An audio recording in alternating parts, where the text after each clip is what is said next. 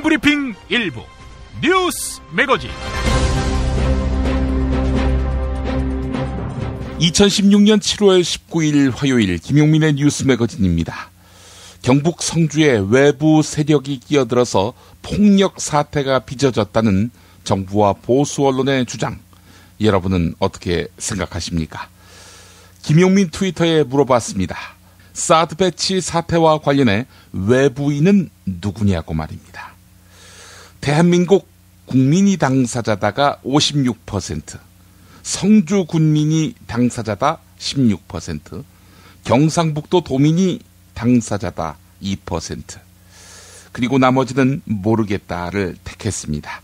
오늘 아침 6시 10분까지 2260명이 참여했습니다. 반드시 알아야 할 뉴스로 이어가 보겠습니다.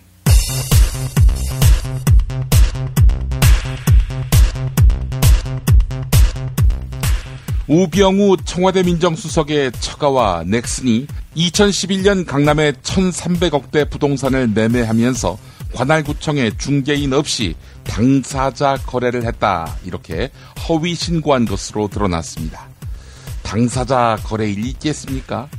우병우 수석이 최초 보도를 한 조선일보에다가 민형사 소송을 걸었지만 파문은 더 커지고 있습니다.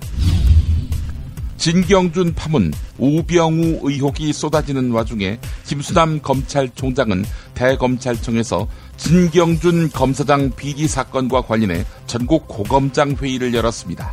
앞으로 주식 정보와 관련 있는 부서에 근무하는 검사들은 주식 투자를 하지 못하게 하고 검찰 고위직에 대한 감찰 기능도 대폭 강화하기로 했습니다.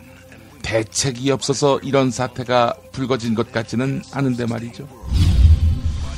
윤상현 새누리당 의원의 형 출마하지 마, 형의 모든 것을 알고 있다라면서 출마 포기를 압박한 녹취가 공개됐지요.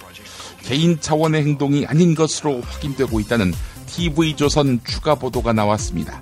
총선 과정에서 진박 감별사 역할을 했던 최경환 의원도 특정 후보에게 지역구를 옮길 것을 요구한 사실도 드러났습니다.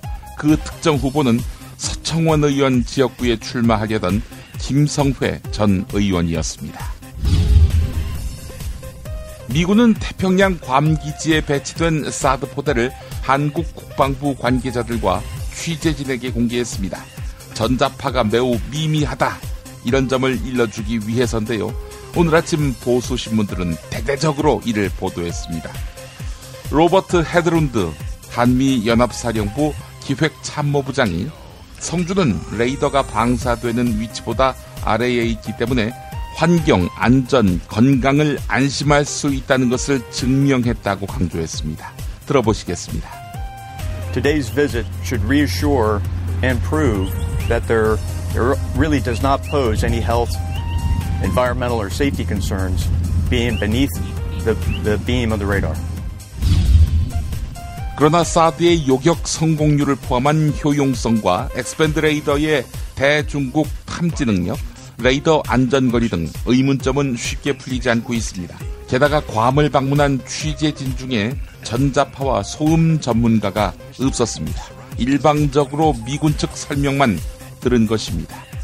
취재진은 전자파 측정의 변수인 레이더의 구체적인 주파수, 출력 문제는 미군에다가 묻지 않았습니다. 이게 핵심인데.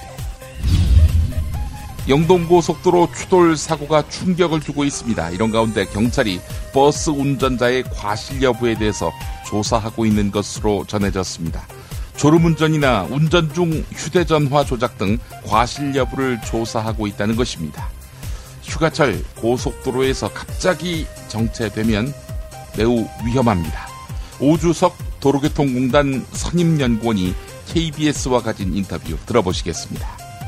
고속도로에서 정체나 지체가 발생하게 되면 차량이 주행하는 속도에 갑자기 큰 변화가 오기 때문에 추돌사고의 위험성이 크게 증가할 수 있습니다.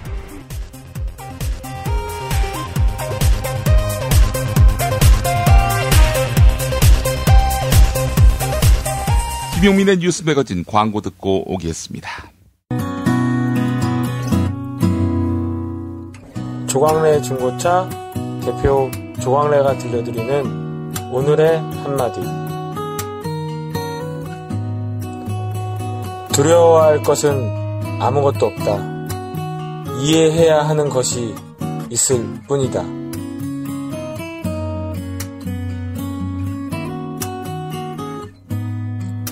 조광래 중고차의 대표번호는 1800-9538. 고맙습니다.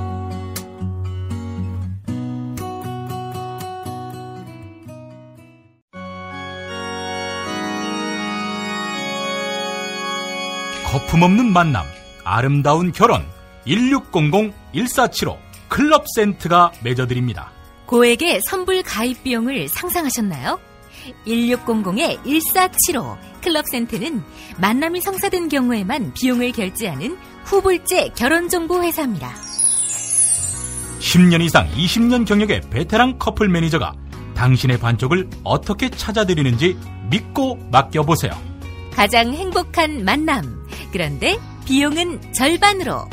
김용민 브리핑 듣고 가입하시면 할인도 해드립니다. 포털사이트 네이버 다음에서 클럽센트를 검색하세요. 충남 금산의 넓은 인삼밭. 정성농장을 일군 농부아버지 이정열 씨. 자연은 노력한 만큼 내어준다. 그 자연의 마음을 알기에 정성농장을 더불어 일구는 아들 이성규 씨도 아버지에게 배운 것처럼 정직하고 또 성실하게. 정성농장 홍삼은 인삼 재배부터 가공 판매까지 모두 책임지고 있습니다.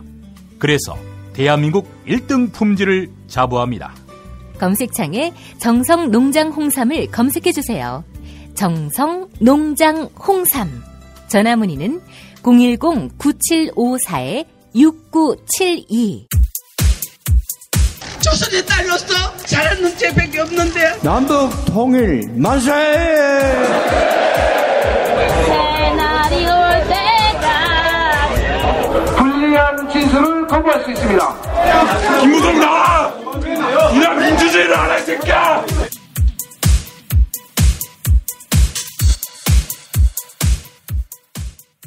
뉴스는 현장이다로 이어갑니다. 여당인 새누리당과 조선일보를 비롯한 보수신문은 외부 세력이 폭력 시위를 유도했다 이렇게 주장하고, 보수층 인사들은 외부의 종북 세력이 선동한 결과라고 목청을 높였습니다. 사법당국은 기다렸다는 듯이 수사에 착수했고요. 경향신문 유신모 기자의 글 일부입니다. 이들이 말하는 외부 세력은 성주에 거주하지 않거나 연고가 없는 사람들을 의미하는 것으로 보인다. 이 표현에는 사드 배치 문제가 오롯이 4만 5천 명의 성주 군민들과 정부 사이의 일이라는 인식이 깔려있다. 사드 배치를 일개 포대중대 배치 문제로 치부하는 것과 마찬가지의 단순하고 저급한 인식이다. 사드의 한반도 배치는 동북아시아의 전략적 균형을 깨고 군비 경쟁을 촉발해서 역내의 군사적 긴장을 고조시키는 것은 물론이고, 중국, 러시아와의 관계를 악화시켜서 북한 핵 문제 해결을 요원하게 만들 사안이다. 따라서 이 문제에 관한한 대한민국 국민 중에 외부 세력이라고 구분해서 제외시킬 수 있는 사람은 없다. 네, 여기까지인데요. 기본적으로 대한민국 국민이 사드 배치 문제의 당사자지요. 성주 군민은 핵심 당사자라 할 수 있겠고요. 성주 군민들은 외부 세력 운운하는 마타도어에 강도 높게 반발하고 있습니다. 성주 사드 배치 저지투쟁위원회 김한수 공동위원장이 CBS 라디오 김현정의 뉴스쇼에서 했던 말입니다. 그중에 이재복 위원장이 어제 그러셨어요. 이번 폭력 사태의 원인은 외부인에게 있다. 그러니까 우리 군민은 그럴 생각이 없었는데 외부인이 선동을 해서 시위가 가격해진 거다. 황 총리에게 죄송하다. 이게 투쟁위의 공식 입장입니까? 저희들이 대부분의 촌에 농사짓는 농부들 아닙니까? 예. 말을 정리할 줄도 잘 모르고 생각을 조합할 줄도 모릅니다. 그래 공동위원장이 여럿이 있다 보니까 그런 말이 나갔는데, 이번 일은 안타깝게는 생각합니다. 예. 그리고 또 그 어른께서는 연세가 한 80 다 돼가기 때문에 모르는 사람들이 많습니다. 저도 젊은 사람은 모르는 사람이 들어있는데, 예. 계란과 물병이 날아가고 하니까 그런 생각을 하신 것 같은데, 제가 알기로는 대다수가 성주 사람이고 또 워낙 분위기가 끌어오르고 분노가 차 있었기 때문에 그 감정이 절제되지 않아서 그 성주에 있는 사람들이 그랬다고 생각합니다. 그러니까 이재복 위원장님이 이제 성주 군민들을 다 아는 게 아니고 젊은 사람들은 특히 모르니까 날계란 던진 사람들, 생수통 던진 사람들을 외부인이라고 좀 착각하신 게 아닌가 이 말씀이세요? 그렇죠. 저도 55세인데 예. 저도 후배들 모르는 후배가 많거든요. 그래서 저도 뭐 나중에 확인도 해보고 했는데 대부분이 성주 사람이고 외부 세력하는 거는 저는 뭐 처음 듣는 소리입니다. 처음 듣는 소리. 그럼 날계란 던진 사람, 지금 생수병 던진 사람을 군민인 건 확실합니까? 아니요. 군민인 건 저도 확인할 수는 없는데. 예, 아직 확인은 안 됐지만. 그 모이는 사람들이 전부 대다수 모르겠습니다만 대다수 99%가 군민이었기 때문에. 예. 뭐 외부 세력이라고는 전혀 생각하지 않습니다. 그러니까 그 말씀은 지금 위원장님 보시기에 그날 상황 자체가 이 성주에 사드를 배치한다는 그 소통 없이 배치한다는 그 자체에 주민들이 정말 격앙돼 있었던 게 맞지.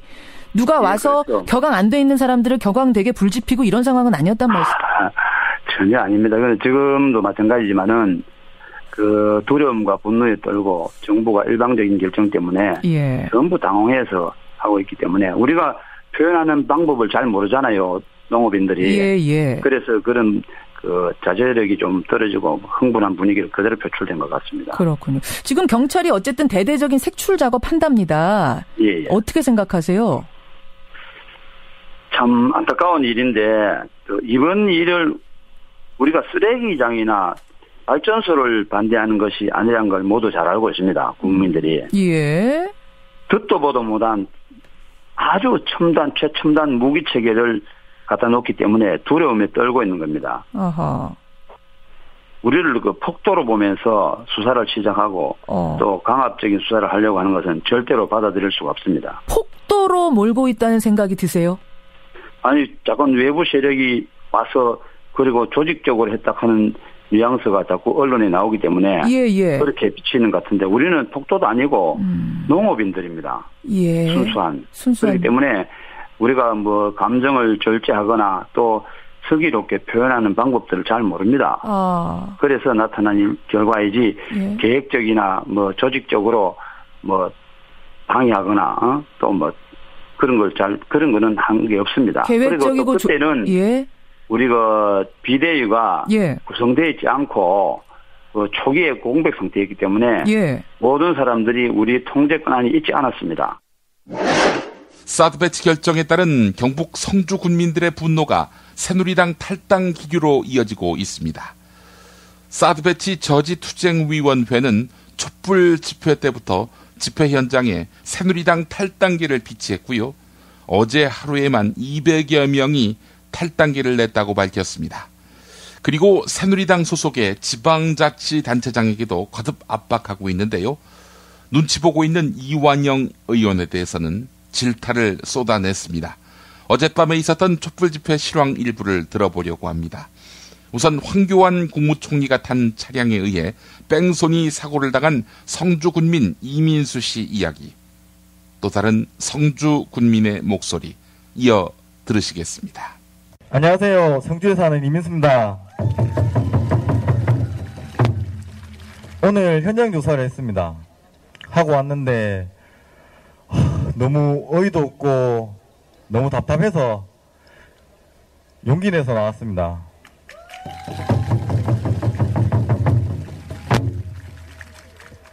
애들은 집에서 지금 힘들어하고 있고 저희 와이프는 애들 때문에 여기 집회에 나오지도 못하고 있습니다. 저도 솔직히 너무 힘들어서 나오기도 힘든데 그래도 국민들이 있으니까 제가 나왔습니다. 오늘 경찰이 저희한테 한 말이 공무집행 방해죄로 수사 중이라고 하더라고요.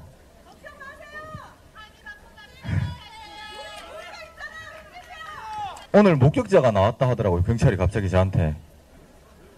상대방 운전했던 사람이 경찰이라서 목격자가 된다고 하네요. 이게 목격자인 거예요.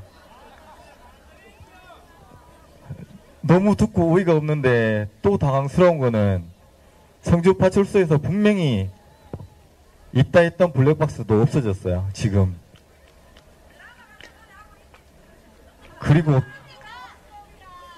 그리고 그 상대편 운전자가 진술하기를 이렇게 했어요.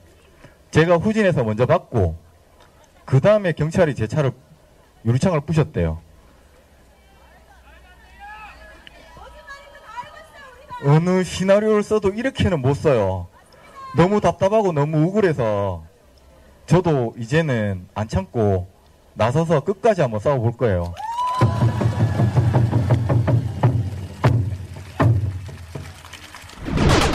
여러분, 국회의원 왜 뽑았습니까? 그렇죠. 안에 왔을 때 이번 국회의원 손님처럼 이거 수고하십니다. 이거 수고하십니다. 지가 손님이야. 왜 뽑았어요? 여러분 농사 짓고 생업에 종사한다고 바쁘니까 우리를 대신해서 일해달라고 뽑은 거 아닙니까? 왜 여러분들이 나서야 합니까? 여러분들이 나서기 전에 국회의원이 일을 해야 됩니다. 그죠?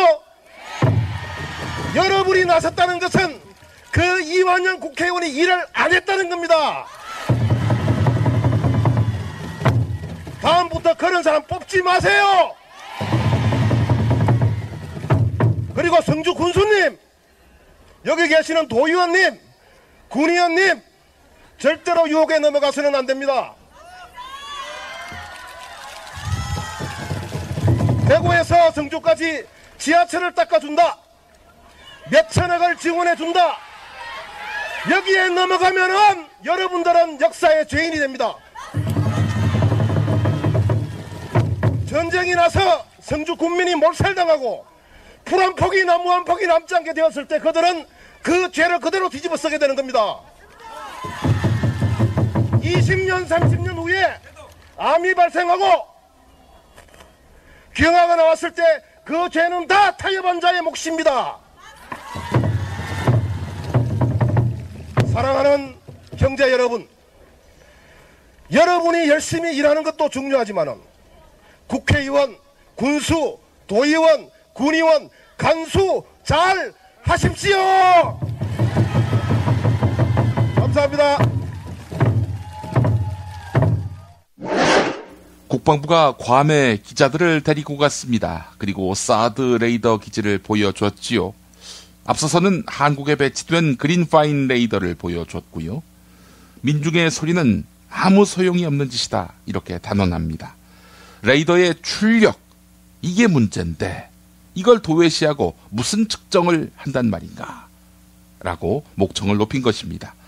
예를 들어서 최대 60와트로 불을 환하게 밝힐 수 있는 전등을 약 20와트 켜놓고 주변에는 전혀 피해가 가지 않을 것이다 라고 증명한다면 누가 믿겠느냐라면서 비유했습니다. 다시 말해서 레이더의 전자파를 측정할 당시 출력이 얼마인지 이걸 파악하고 난 뒤 전자파의 여파가 크냐 작으냐 따질 수 있다는 것입니다.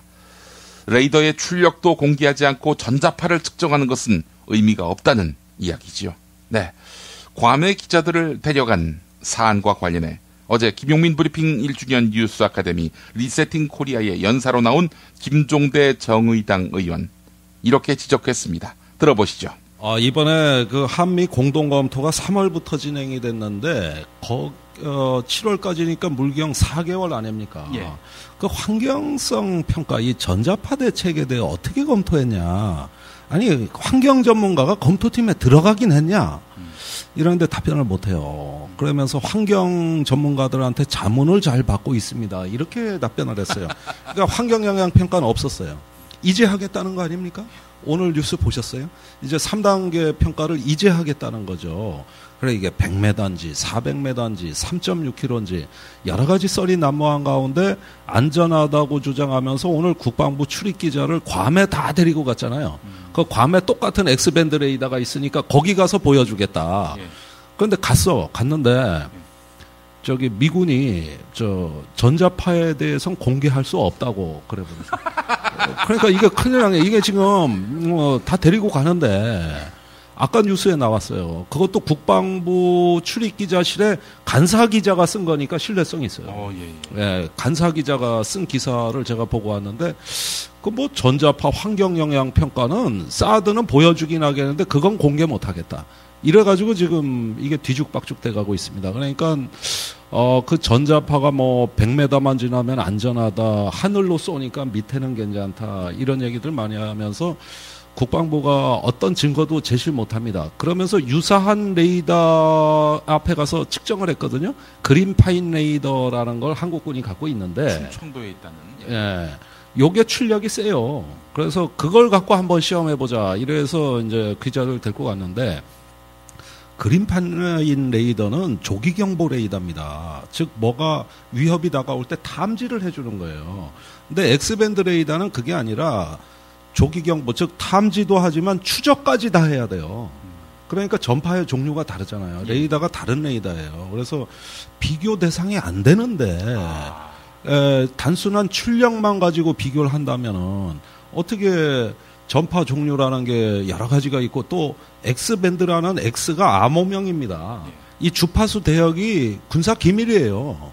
그래서 그 보안으로 붙인, 그러니까 우리가 어떤 주파수 대역에서 극초단파, 이게 WHO에서 이제 발암물질로 규정한 건데, 이것에 어떤 효과가 있느냐는 그 레이더만 시험을 해봐야 되는데, 지금 다른 레이더가 괜찮다고 하면서 그러므로 X밴드 레이더도 안전하다, 이렇게 얘기를 하니까 들으면 들을수록 이해가 안 갑니다, 솔직히. 국민의당은 사드 배치 결정에 대한 국회 비준동의 절차의 필요성을 강조하면서 더불어민주당을 강하게 압박하고 나섰습니다. 특히 사드와 관련해 모호한 기조를 유지하고 있는 더불어민주당을 향해서 안보를 집권 전략으로 이용하고 있다고 강도 높게 비판하면서 야권 공조를 촉구했습니다. 이런 가운데 우상호 더불어민주당 원내대표는 당 지도부가 신중론으로 입장을 정리한 것을 두고 연일 우리 당에 대해서 이래라 저래라 주문을 하는 것은 적절치 않다라고 말했는데요. 우리는 정권을 잡아야 할 정당으로서 신중하면서도 전략적으로 나아가고 있다, 이렇게 말했다고 합니다. 국민안전, 나아가 동북아시아 평화의 기틀이 흔들릴 사안에 나몰라라 하는 정당이 과연 집권해야 하는지 되묻고 싶습니다. 어제 SBS TV 뉴스 브리핑에 나온 우상호 원내대표 발언 들어보시겠습니다. 네. 한번 단도직입적으로 여쭙겠습니다. 당론이 뭡니까? 사드 배치에 대해서. 당론을 정하지 않기로 한 것이 당론입니다. 네, 그렇습니다. 이 사드의 군사적 실효성이 높지 않다는 점, 또 주변 강대국과 여러 가지 갈등 소지가 있다는 점, 또 혹시 경제적 피해까지 예상된다는 점 등에서 상당히 부정적으로 바라보는 것은 사실이지만, 우리가 반대의 당론을 정하지 않고 신중하게 접근하면서 이 문제에 대한 대책을 논의하자, 이렇게 내부의 지도부 입장을 정했습니다. 그렇다고 한다면 이렇게 질문을 드릴 수 있을 것 같아요. 언제쯤이면은 당의 입장이 정해질 수 있을까요? 당분간은 이 전략 기조로 갈 겁니다. 사실은 이제 이 문제를 고민한 이유는 과거 우리가 강정의 해군 기지라든가 또 이라크 파병할 때의 극심한 국론 분열을 지켜보면서 우리가 어떤 이제 찬성이냐 반대냐를 빨리 정했을 경우에 왔던 그 여러 가지 후유증들을 기억하고 있습니다. 특히 이번에 사드 배치는 사실은 미국의 강력한 요구 때문에 배치되는 것이 사실 아니겠습니까? 그런 점에서 본다면 제1야당이 미국의 결정에 정면으로 아주 강력하게 반대하는 모양새를 비추어서, 그래서 또다시 반미냐 종북이냐 이런 이야기를 듣는 것이 바람직하지 않겠다.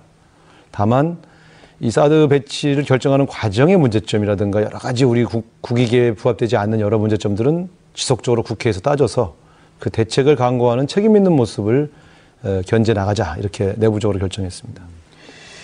근데 말씀을 하시는 걸 들어보면 이해가 되는 듯도 하는데, 어쨌든 간에 항상 정당들은 어떤 현안이 발생하면 거기에 대한 입장을 정해서 그 지지하는 세력이든 지지하지 않는 세력이든 우리의 입장은 분명히 뭐다라고 이렇게 정해오지 않았습니까? 그리고 더불어민주당도 늘 새누리당이나 다른 야당들을 향해서도 그런 요구들을 많이 해왔을 거고요.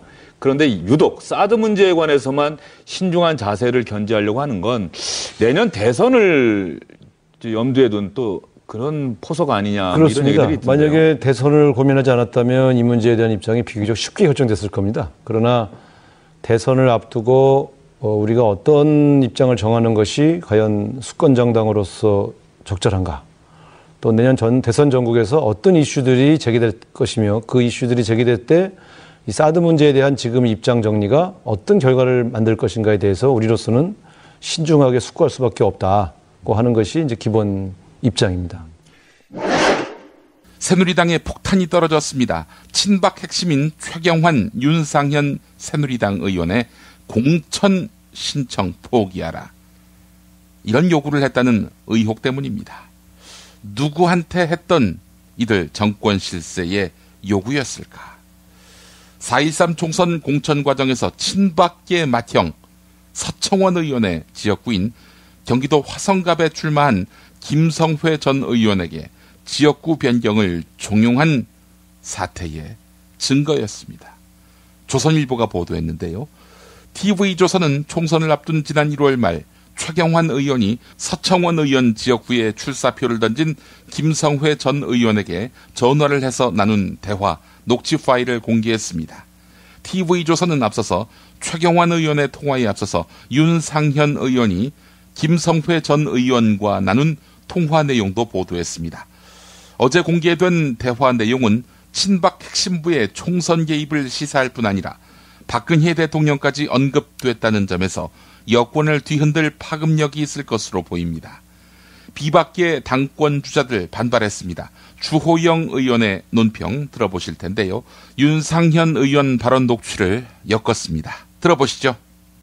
지난 4.13 총선에서 새누리당이 괴멸에 가까운 참패를 한 원인들에 대해서 여러 분석이 있었습니다만은 그중에 이한구 공천관리위원장의 독단, 오만 이런 것도 한 원인이었고 그 다음에 친박 몇몇 사람들이 진박 노름을 하고 공천에 관여하고 한 이런 것들도 패배의 큰 원인으로 많이 지적이 되고 있습니다. 그런데 오늘 또 이와 관련된 자료들이 나온 것 같습니다. 오늘 한 언론 보도에 따르면 지난 1월 수도권에 출마한 새누리당 예비후보 A씨는 윤상현 의원으로부터 지역구 변경을 요구하는 전화를 받은 것 같습니다. 녹음 파일 속에서 윤상현 의원은 빠져야 된다. 내가 대통령 뜻이 어딘지 알잖아. 형 거긴 아니라니까라며 빠져야 된다. 내가 그 대통령 뜻이 어딘지 내가 대통령 뜻이 어딘지 알잖아. 형은 거기가 아니라니까. 경선하라고 해도 우리가 다 후보로 만들지. 친박 브랜드로 친박이다. 대통령 사람이다. 서청원, 최경환, 현기환 의원 막 완전 핵심들 아니야. 이렇게 말한. 경선하라고 해도 우리가 다 만들지. 친박 브랜드. 친박이다. 대통령 사람이다. 서청원, 최경환, 현기환 의원 막 완전 핵심들 아니야. 이어서 형이 일단 전화해. 빨리. 형 안 하면 사단 난다니까. 형 내가 별의별 것 다 가지고 있다니까. 형에 대해서 아니 형이 일단 전화를 해. 빨리. 형 아니면 형 사단 난다니까 내가 별의별 걸 다 가지고 있다니까. 형에 대해서 뭐 이런 이야기를 한 것이 드러났습니다. 그래서 특정 지역구의 예비후보로 출마하지 말고 딴 쪽으로 옮기라는 범죄 행위에 가까운 협박이 있는 걸로 그렇게 보여지는 내용들입니다. 그래서 아마 이 예비후보가 특정 후보의 출마 지역을 가지 못하고 바꾸어서 아마 딴 쪽으로 간 이런 내용들이 나왔는데요. 소위 친박 실세라는 사람들이 진박 노름까지도 모자라서 공천 과정을 완전히 형해화하고 자유로운 출마 의사를 막는 정도의 협박에 가까운 언행까지 한 것이 드러났습니다. 당에서는 철저히 진상을 밝히고 여기에 형사적으로 처벌할 만한 사유가 있다면 수사를 의뢰해서라도 진실을 밝혀주기를 바랍니다. 그리고 이 지역이 도대체 어떤 지역이길래 친박 실세들이 나서서 예비 후보로 경선조차 못하도록 딴 곳에 옮기려고 했는지 그 지역에서 당선된 분은 입장을 꼭 밝혀주시길 바라고 책임질 만한 일이 있으면 당당히 책임을 지기를 요구합니다. 자, 미궁 장사랑. 요건 내가 할 말이 있어요. 똥은 싸고 다니냐? 미치도록 싸고 싶다. 빅동의 추억. 미궁 장사랑! 당이 살아야 내 몸이 산다. 혈중 콜레스테롤 개선과 배변 활동에 도움을 주는 건강기능식품입니다. 빅동의 추억 미궁 장사랑. 지금 검색창에 미궁 장사랑을 검색하세요. 이건 제가 써보니까 효과가 있는 것 같아요. 야, 이 부장! 네가 부장이면 땅이야? 뭐? 저 인간 저건 쟤 오늘도 술술 풀리고 안 먹고 회수 갔냐? 내일도 신체 상태로 출근하겠구만. 아유. 고려 생활건강 술술 풀리고 음주전 한 포가 당신을 지켜드립니다.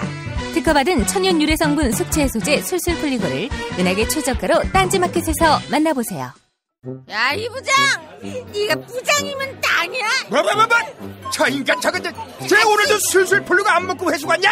내일도 신체 상태로 출근하겠구만. 아유. 고려 생활건강 술술 풀리고 음주전 한 포가 당신을 지켜드립니다. 특허받은 천연 유래 성분 숙취 해소제 술술 풀리고를 은하계 최저가로 딴지마켓에서 만나보세요. 아이고, 아우 덥다 더워.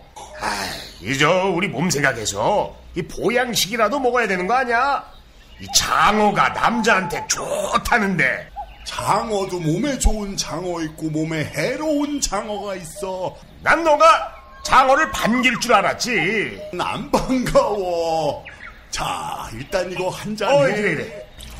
자, 우와! 이거 저 새싹 땅콩차 아니야? 어떠냐? 와, 이거 저 시원하게 먹으니까 더 좋다. 이거 저 뜨거운 물에 우려서 식힌 거 아니야? 아니야, 그냥 시원한 물에도 잘 우러나와. 큰 물병에 새싹 땅콩차 한 수저 넣고 냉장고에 두고 물 대신 마시면 돼. 오, 굿이야, 굿. 나도 저 여름엔 이렇게 마셔야겠다. 역시 새싹 땅콩차는 전창걸의 새싹 땅콩차야. 맛의 깊이가 달라. 새싹 땅콩차의 효능은 꼭 와이프한테 써라. 야, 전가야, 이거 마시는 거 우리 마누라한테는 비밀이다. 070-8635-1288 전창걸닷컴.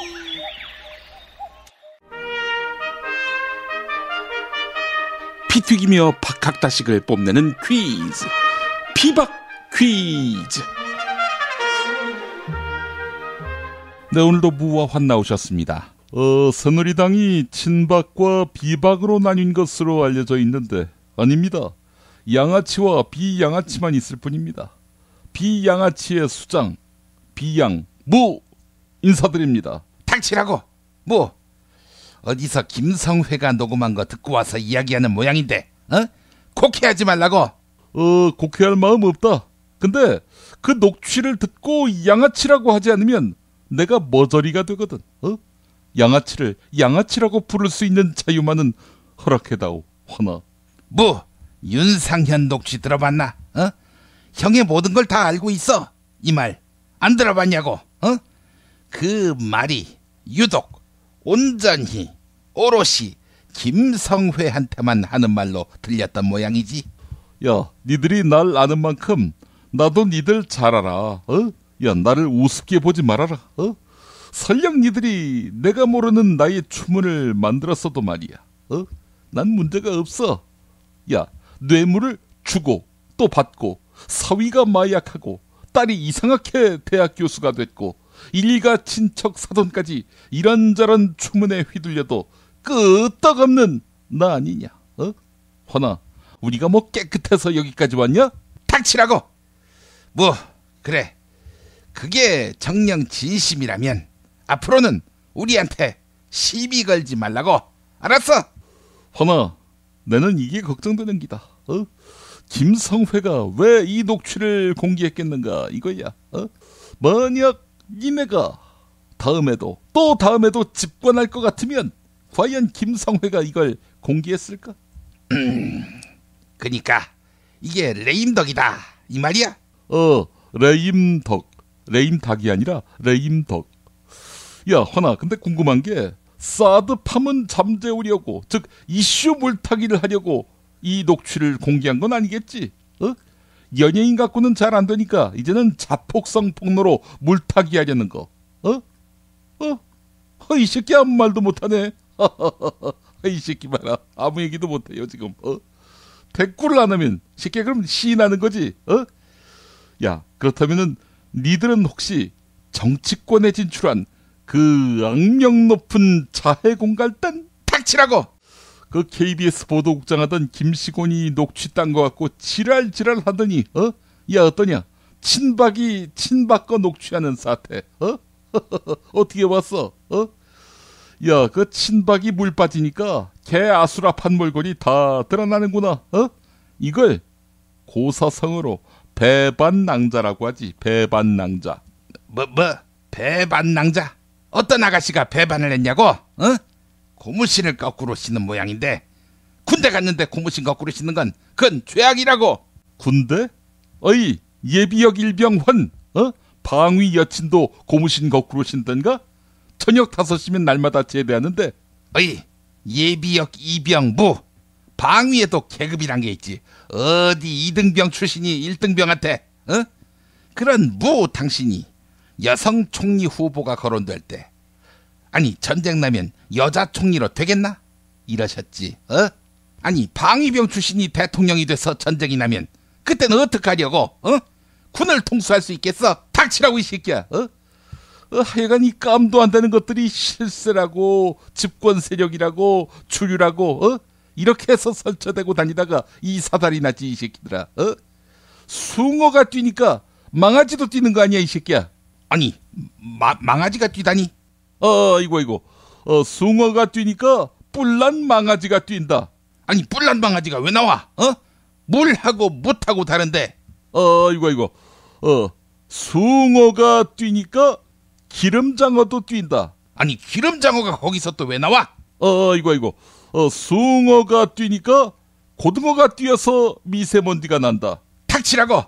숭어가 뛰면 이 물고기가 뛰지. M으로 시작하는 물고기 말이야. 이거 맞아. 숭어가 뛰니까 M, 즉 MB가 뛴다. 롯데 수사에 펄펄 뛴다. 환희도 옆에서 롯데 수사에 펄펄 뛴다. 닥치지 못해. 아이 이 씨발 새끼들. 이 새끼들은 그 사드레이더 기지 100m 안으로 강제 이주시켜야 한다고 봐요. 아이고 영감님 또 나오셨네요. 근데 요즘 왜 이렇게 모호하세요? 그 모호? 그 사드 문제. 이렇게 젊은 아가들이 많이 쓰는 기법 있잖니. 그 신비주의 기법이라고. 그 야동도 보면은 벗을까 말까 요때가 아주 긴장도가 높다고 봐요. 그렇다고 해서 그 성주 군민들 그 총리 저고리를 벗겨서야 되겠나? 그 조선일보가 얼마나 상심하겠어. 아니 근데요 영감님, 사드 설치할 때까지 모호하시다가 만약에 성주군이 황폐화되면은 어쩌시려고요? 그때는 우리가 자성을 해야지, 자성을.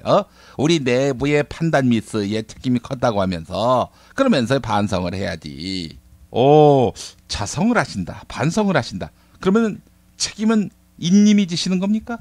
아니지 이 새끼야. 책임은 문재인이가 져야지. 문재인이는 그 성주군이 황폐화될 때까지 뭐 했냐 이거지. 아니 그 문재인 전 대표 탓을 왜 하세요? 그 양반은 사드는 안 된다고 했어요. 그 성주에 가보지도 않았을 적에는 그런 사드 반대가 그 진정성이 있겠어? 진정성이 추호도 없다고 봐요.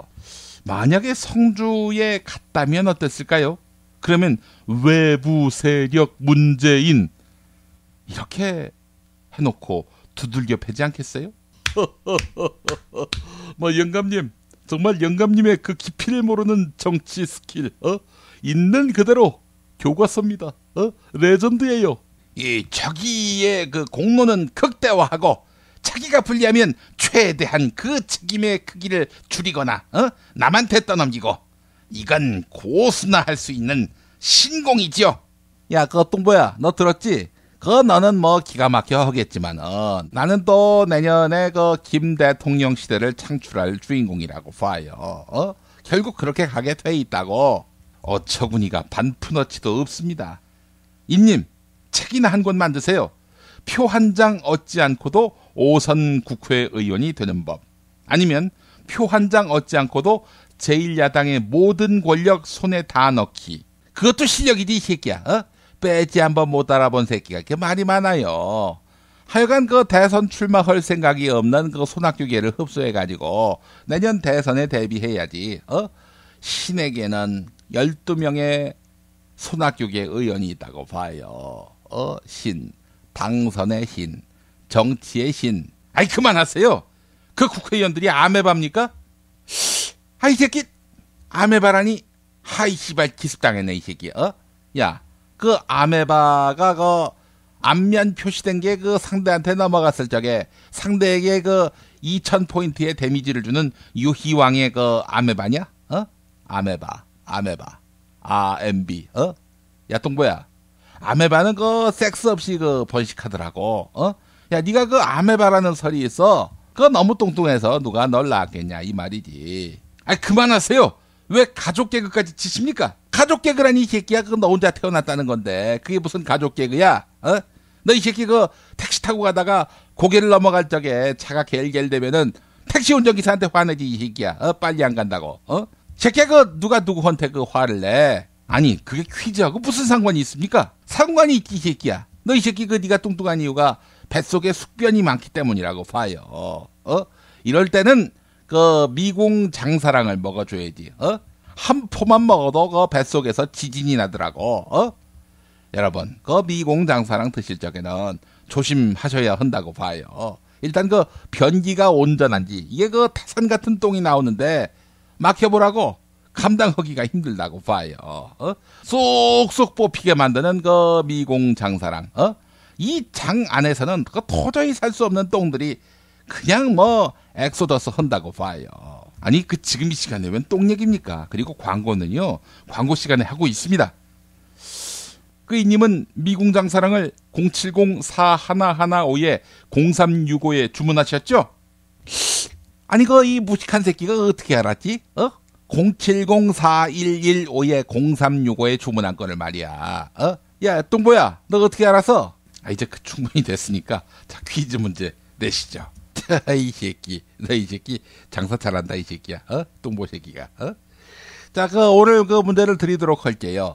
안철수 당의 그 최이배 의원이라고 이 사람이 현행 29살까지로 규정된 청년 연령을 만 34살로 올리는 내용의 법 개정안을 대표 발의했다고 봐요. 자, 그렇다면은 그 현행법상에 따르면 청년은 몇 살부터 29살까지일까요? 자, 청년의 최저 연령선 몇 살인지 이것이 바로 오늘의 문제라고 봐요. 예, 정답! 네, 환 빨랐습니다. 정답은요?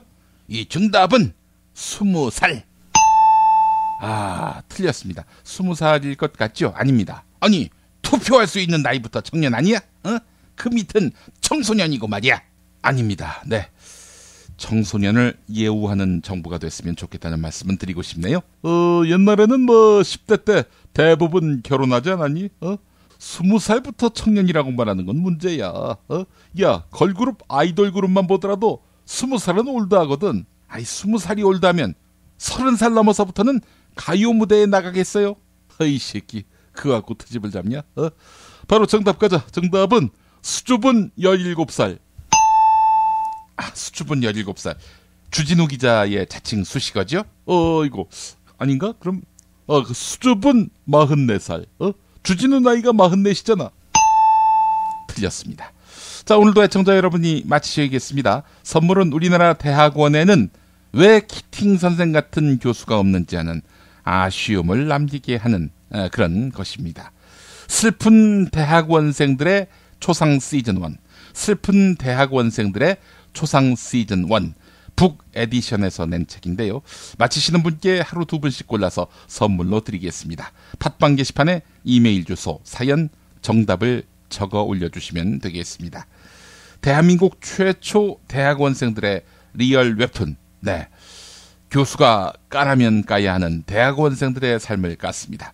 조교 폭행, 제자 성추행, 논문 도둑질, 이 모든 것들이 사라지는 그날을 그리며 만든 웹툰 슬픈 대학원생들의 초상 시즌1. 네, 29기 고려대 대학원 총학생회가 대학원 안에서 일상적으로 벌어지는 폭력 문제. 네, 이 문제의 심각성과 온갖 비리를 제대로 고발을 합니다. 슬픈 대학원생들의 초상 시즌1 북 에디션에서 나왔습니다. 여러분 많은 관심 부탁드리겠습니다. 에디수님이 지난 시간 정답자입니다. 언더워터 맞히셨습니다. 저는 취미 생활을 할 수 있도록 하는 일, DIY를 가르치는 일을 합니다. 그러다 보니까 경기를 많이 타게 됩니다. 특히 사람들의 주머니가 가벼워지다 보니 취미 생활은 모두 뒤로 미루나 봅니다. 수강생분들 중에는 여러 직업의 사람들이 계신데 그분들 모두 하시는 말씀이 삶이 너무 팍팍해졌다라고 하시는데요. 예, 삶이 팍팍한데도 취미 생활을 위해서 이렇게 공부하시는 분들, 이런 분들이 진정한 삶의 의미를 아는 분들이라고 저는 생각을 합니다. 예, 살기 어려워졌다고 물론 형편이 어려워지면 참 대책 세우기가 쉽지 않지만 문화생활까지 줄이는, 이건 너무 좀 슬프지 않나요? 예, 여간 에디수님 지지합니다. 에디수님이 마지막에 아직 580여일이나 남은 현 판국에 그보다 더 많은 임기가 남은 홍모지사도 하루빨리 내려오기를 바라는 마음입니다. 라고 하셨습니다. 홍모지사는 곧 주민소환이 이루어질 것 같다는 얘기가 있던데요. 그보다 더 많은 임기가 남았어도 더 일찍 내려올 수도 있겠다라는 생각을 해봅니다. 알품은 입상님, 네, 언더워터 맞히셨습니다. 대전의 한 생명과학대학 실험실에서 4년째 근무 중인 학생 노동자입니다. 학생 노동자, 이런 표현이 상당히 의미심장합니다. 공식적인 직책은 석박사 통합과정 대학원생이지만 대학원생이란 단어의 통상적인 느낌은 저의 정확한 정체성과는 거리가 멀어 보여서 이렇게 소개했습니다.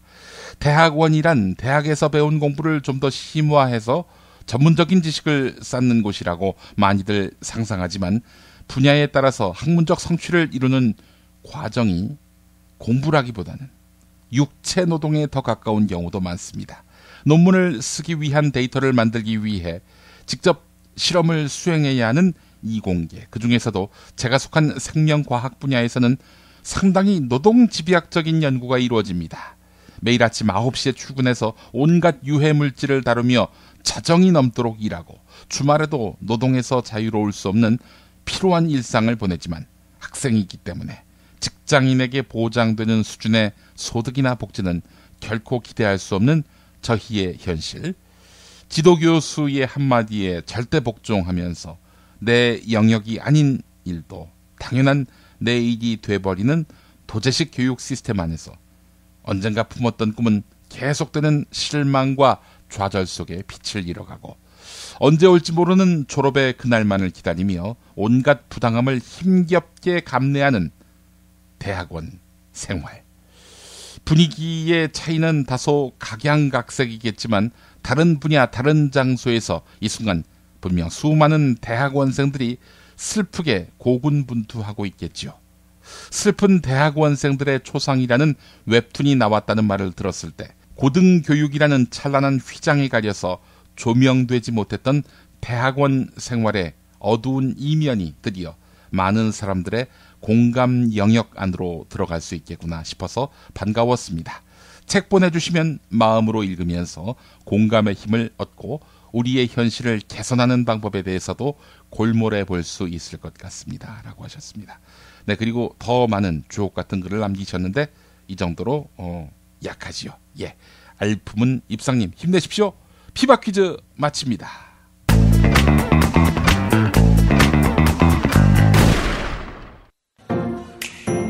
김치가 다 같은 것 같죠? 아니요, 이담채는 진짜 다르죠.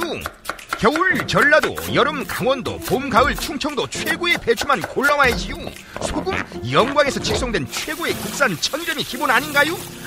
고춧가루와 파, 마늘 괴산 영천에서 건강한 놈들만 가져와야 해요. 우와, 재료가 반이라고 하던데 역시 이담채네요. 그런데 어떻게 담가야 이담채 김치 맛이 나요? 이거 비밀인데 다시마에 표고버섯, 양파, 멸치를 넣고 우려낸 육수에다가 온갖 재료를 잘 버무리고 2달 동안 저온 숙성한 양념을 써야 해요. 근데 흉내내봐야 소용없어. 30년 연구한 레시피에 30년 김치만 만든 손맛을 따라갈 수 있겠슈? 이담채 김치. 안내와 주문은 검색창에 이담채를 입력하세요. 전화는 1544-4586 1544-4586.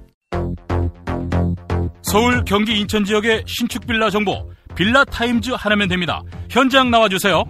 네, 여기는 새로 오픈한 현장입니다. 여기만이 아니라 분양 마감 현장이라면 빌라타임즈의 레이더를 피할 수 없습니다. 빌라타임즈 정보는 알찹니까? 당연합니다. 현장에서 직접 촬영한 퀄리티 높은 사진 여러 장이다. 지도 서비스, 무료 투어 서비스, 무료 상담 서비스까지. 빌라타임즈 짱이죠? 그러다 허위 매물 걸리면요? 포상금 100만 원 약속합니다.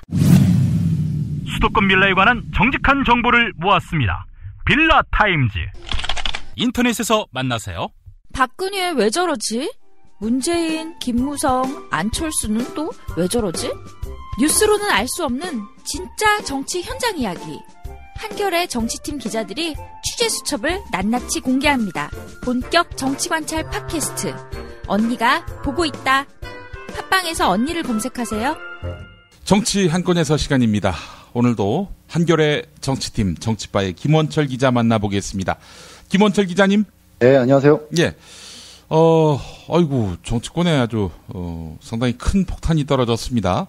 네, 그렇습니다. 여권발. 그렇죠, 여권발. 네. 예, 일단 그 우병우 민정수석 관련된 의혹이 어제 조선일보 통해서 보도가 됐는데요. 예. 뭐 소문으로만 무성하던 이제 우병우 관련된 어떤 일련의 의혹들이 이제 본격적으로 터져 나오는 거 아니냐. 예. 이런 시각이 정치권과 언론에서 나오고 있습니다. 이 우병우 민정수석 관련해서는 이런저런 미확인 소문들이 많았거든요. 일단 조선일보 보도를 간략히 정리해보면 2011년 3월이고요. 강남구 역삼동에 한 1000평이 조금 넘습니다. 이 땅을 그 넥슨 코리아가 우병우 수석의 아내와 그 처제들 4명, 4자매로부터 1364억 9천만 원에 샀고요. 예. 그 산 뒤 1년 4개월 뒤에 1,505억 원의 부동산 개발회사에 처분한 것이 큰 줄기인데요. 예. 지금 이게 겉으로만 보면은 뭐 넥슨이 별로 손해를 안 본 것 같지만 이게 이 땅을 사고 이 땅만으로는 뭘 할 수 없어서 옆에 또 40평 정도 땅을 100억 원 들여서 샀고 그리고 이 땅이라는 게 사고 파는 데서 거래비용이 많이 발생하잖아요. 뭐 그 부동산 중개료도 들고 취득세도 들고 이런 것들을 감안하면은 오히려 손해를 봤습니다. 넥슨이. 예. 예, 조금 손해를 봤고요. 그래서 이게 저희가 뭐 집을 한 채 사도 1년 4개월 만에 되파는 건 좀 드문데. 그럼요. 근데 이게 지금 1,000억 원이 훌쩍 넘는 큰 그 땅을 1년 4개월 만에 샀다가 팔았다는 것은 뭔가 이걸 살 필요가 없었던 거 아니냐. 이런 합리적인 의심이 드는 거죠. 예. 예, 의심이 드는 거고, 이 땅 같은 경우에 우병우 수석 가족 입장에서는 이게 이제 우병우 수석 장인으로부터 장인이 돌아가시면서 상속된 것인데 상속세를 내야 돼서 이 땅을 팔았어야 되거든요. 근데 이제 이 땅이 한 2년 동안 안 팔렸다 그럽니다. 그래서 굉장히 그 주변에 고충을 많이 토로했었대요. 팔아야 될 집을 내놔도 안 팔리면 얼마나 속이 타는데 이게 뭐 세금 몇백억을 내야 되는데 이게 현금화가 안 돼서 뭐 1년, 2년 지나가면 얼마나 스트레스를 받겠어요, 사람이. 예. 그러니까 그런 굉장히 스트레스를 받고 있는 상황에서 이 스트레스를 해소해 준 거죠, 결과적으로. 예. 결과적으로. 그렇기 때문에 이것이 조금 의혹의 시선으로 이제 사람들이 볼 수 있는 거고요. 그리고 이 중간에 그 진경준 검사장이 있는 거 아니냐. 이 일종의 소개죠. 진경준 검사장이 넥슨과 가깝다는 건 천하가 아는 사실이고. 예. 진경준 검사장이 우병우 수석과도 굉장히 막역한 사이거든요. 그렇기 때문에 소위 말해서 진경준, 우병우, 넥슨 이 삼각관계가 이 부동산을 통해서 드러난 것이고 이 삼각관계 때문에 진경준 사건에 있어서 그것을 걸러냈어야 할 민정수석이 임무를 좀 소홀히 했던 거 아니냐. 이런 의혹이 나오는 것이죠. 예. 이거 참. 이게 뭐, 우병우 수석은 지금, 날아다니는 새도 떨어뜨릴 만한 살아있는 권력자, 새도가 아닙니까? 예, 그렇죠. 실제로 날아다니는 새도 진짜로 떨어뜨릴 수 있을 것 같고요. 예. 지금 청와대에서 뭐, 말 그대로 실세, 말 그대로 실세고요. 지금 청와대 지난 총선 패배로 청와대 인사들이 싹 갈렸잖아요. 그러면서도 살아남았고, 이분이 김기춘 비서실장 있을 때 청와대 들어갔죠. 2014년 5월에 비서관으로 들어갔다가 8개월 만에 민정수석이 되는 굉장히 이례적인 승진 코스를 밟았죠. 예.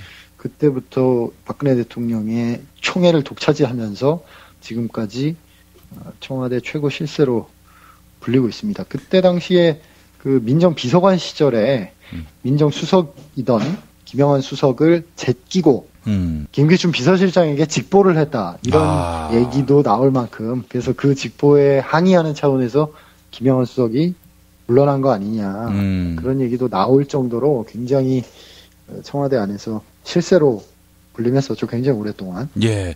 역시 세도가라기보다는 세도신문인 조선일보. 조선일보가 또 다른 세도가인 우병우 수석을 직공했단 말이죠. 이 둘의 그 다툼, 대립, 이건 어떻게 봐야 될까요? 조선일보가 뭐 사실 진실보도를 위해서 그걸 했을 것 같진 않고. 조선일보가 우병우 수석 뒤를 파고 있다는 소문은 몇 달 전부터 파다했고요. 아, 그렇습니까? 예. 네, 특별팀을 꾸려서 굉장히 오랫동안 취재 중이다. 이런 이야기가 파다했고, 실제로 우병우 수석 관련해서는 이런저런 얘기들이 꽤 있었습니다. 그래서 뭐 이렇게 개인적으로 확인하고 다니는 그런 취재진들도 많이 있었고요. 뭐 어쨌든 조선일보 보도를 시작으로 이제 좀 뭐가 쏟아질지 아니면은 이 단건으로 그칠지 두고 봐야 되겠는데 뭐 후자가 될 가능성은 좀 크지 않을 것 같고요. 왜냐하면 국회에서도 지금 진경준 검사장 사건으로 지금 법무검찰이 굉장히 궁지에 몰려 있잖아요. 예. 법무검찰이 궁지에 몰려 있고 그것의 총체적 책임을 사실 우병우 수석이 지고 있죠. 예. 지고 있는 상황에서 터진 것이기 때문에 뭐 이거 단건만 터졌다면 모르겠지만 지금 1년의 연장선상에서 청와대나 이 박근혜 대통령 입장에서도 뭔가 분위기를 일신해야겠다. 이렇게 정무적으로 판단할 수도 있죠. 우병우 수석이 크게 잘못이 없다 치더라도 뭐가 더 나을지 모르겠지만 없다 치더라도 그런 식으로 정리가 될 수도 있고요. 지금 상황 자체가 그렇게 우병우 수석에게 호의적인 상황은 아닌 것 같은데 어쨌든 우병우 수석은 굉장히 강경하게 대응하고 있습니다. 지금 조선일보 편집국장, 취재자 전부 고소장을 접수시켰고요. 언론중재위에도 중재를 걸었고요. 어제 그 국회 법사위가 있었는데 거기에 그 김현웅 법무부 장관이 나와서 김현웅 법무부 장관 같은 경우에는 굉장히 원론적인 얘기를 했어요. 뭐 범죄 혐의가 있으면 뭐 볼 수도 있을 것이고 뭐 우병우 수석이 송사를 걸었으니까 그 송사 과정에서도 뭐 좀 진실이 드러나지 않겠냐. 이건 형사 고소를 얘기하는 것 같습니다. 예. 형사 고소를 했으니까 검찰 입장에서 무엇이 진실인지 들여다볼 수밖에 없겠죠. 그런 얘기를 했고요. 지금 많은 분들의 기억 속에 잊혀져 있는 기구가 하나 있는데, 예. 특별감찰관이라는 기구가 있습니다. 그게 모르시는군요. 예. 뭐 기억 속에 잊혀진 정도가 아니라 모릅니다. 예. 그게 한 2년쯤 전에 일종의 검찰개혁 그때 방안 중에 하나로 도입이 돼서 이석수 변호사 그분이 특별감찰관으로 임명돼서 활동을 하고 있습니다. 예. 근데 이 특별감찰관이 이제 대통령 소속으로서 일종의 아내어사 같은 그 직책인데 이 수석비서관 즉 민정수석은 이 특별감찰관의 감찰 범위 안에 들어가는 사람이에요. 예.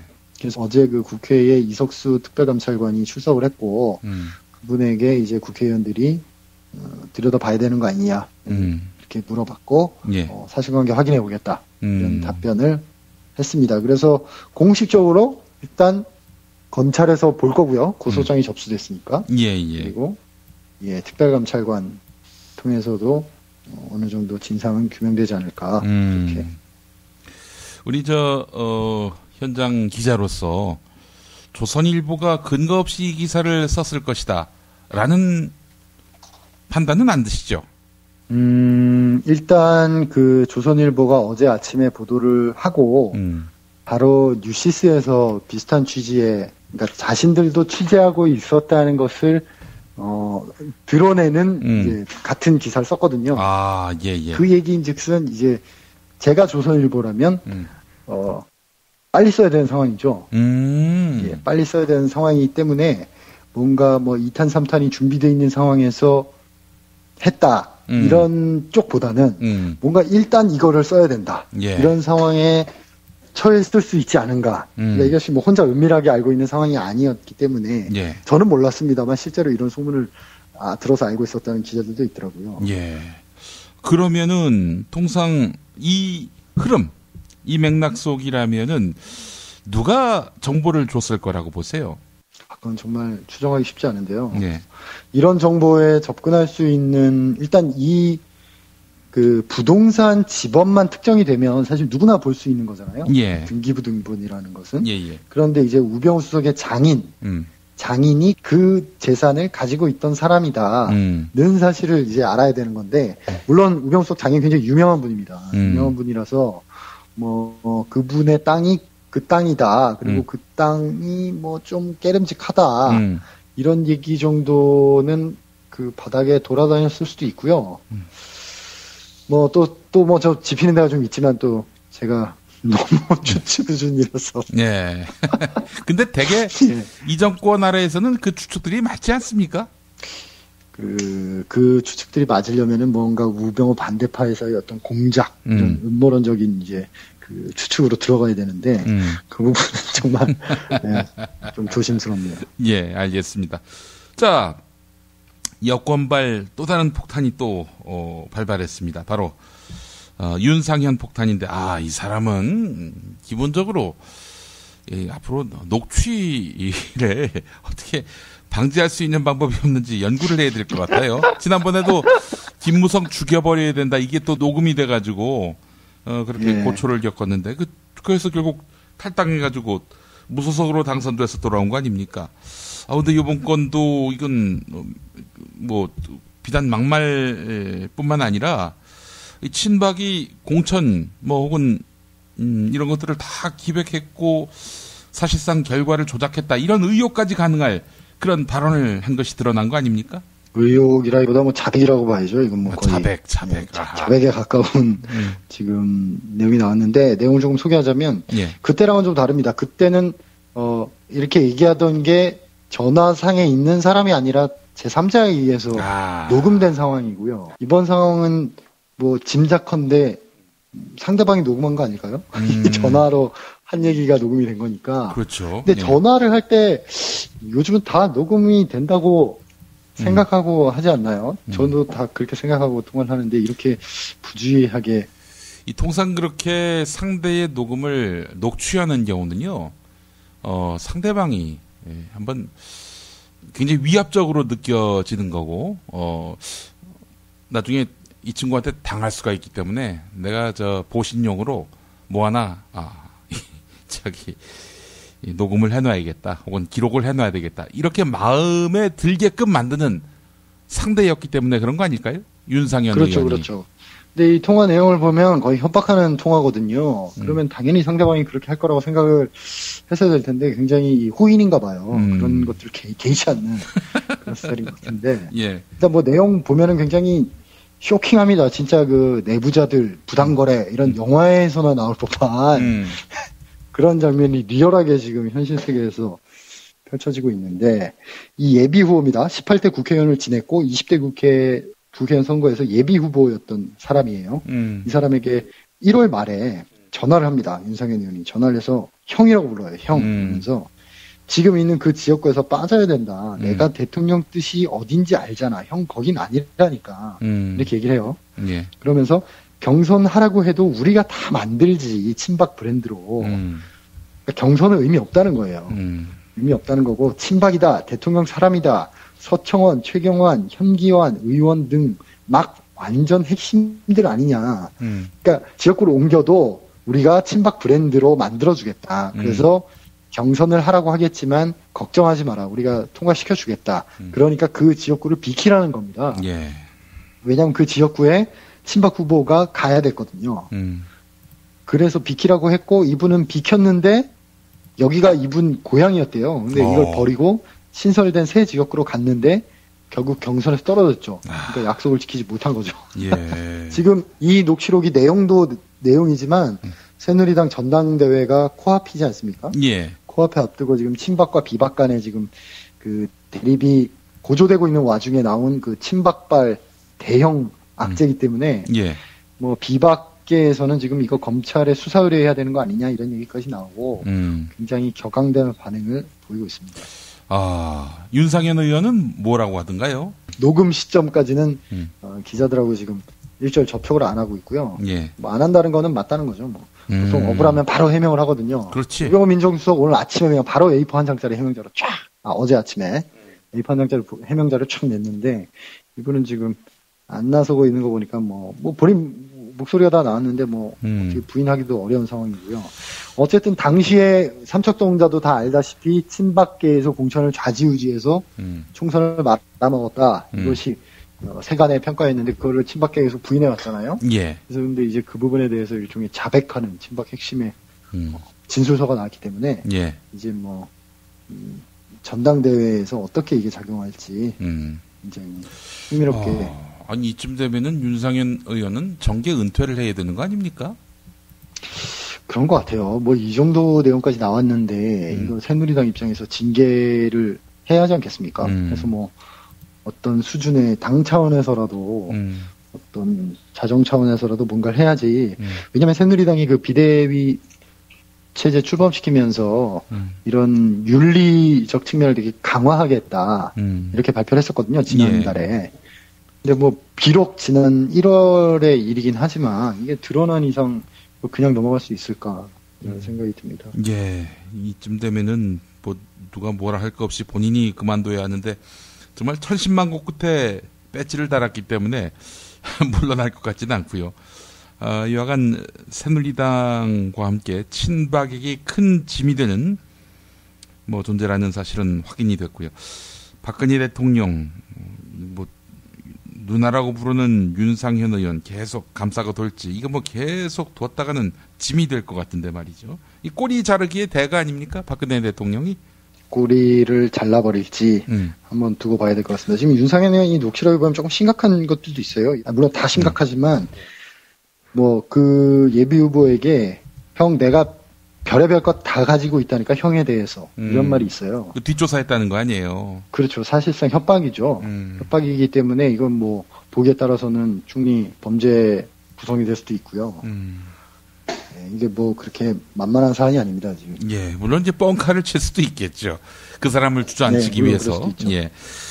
그렇지만은 지금 자신이 권력의 실세임을 누누이 강조하고 있는 이런 상황이라면은 설령 그것이 뻥이라 하더라도 공갈이라 하더라도 이거는 대단히 위중한 문제다 이렇게 판단이 되고요. 공갈과 협박은 원래 뻥카라도 다 치는 겁니다. 그렇죠. 예. 우리 박근혜 대통령이 이쯤 되면은 얘는 일생에 도움이 안 되겠구나 이런 판단을 하시리라 생각을 합니다. 그럴 가능성이 없죠. 예. 네. 그렇기 때문에 여간 향후에 친박 쪽에서 어떻게 나올지. 친박 쪽에서 윤상현 의원을 두둔하거나 그러진 않죠. 지금 현재 대놓고 그렇게 지금 할 수 있는 상황이 아니기 때문에 예. 일단 여론의 추이를 좀 보고 있죠. 예, 아주 재밌게 됐습니다. 네, 또 진전된 사안이 있으면 또 내일 한번 짚어보도록 하겠습니다. 네. 네, 김원철 기자님 내일 뵙겠습니다. 네, 고맙습니다. 예.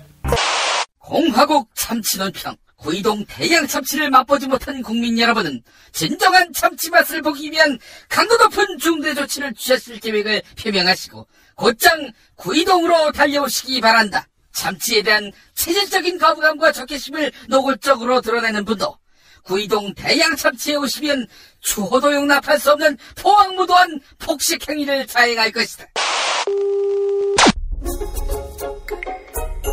구이동 대양참치.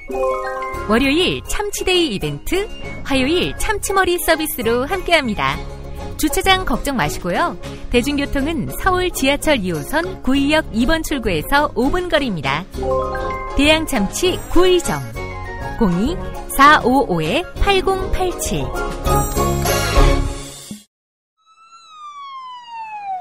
아유, 저 사고 큰데 사람이 많이 다쳤겠어요. 저 차량은 뭐가 그리 급하다고 과속 운전에 끼어들기까지 하나? 아니, 근데 운전자 보험은 가입했을까? 운전자 보험이요? 저런 인사사고 때에는 상대방한테 형사 합의금을 지불해주는 운전자 보험 말이에요.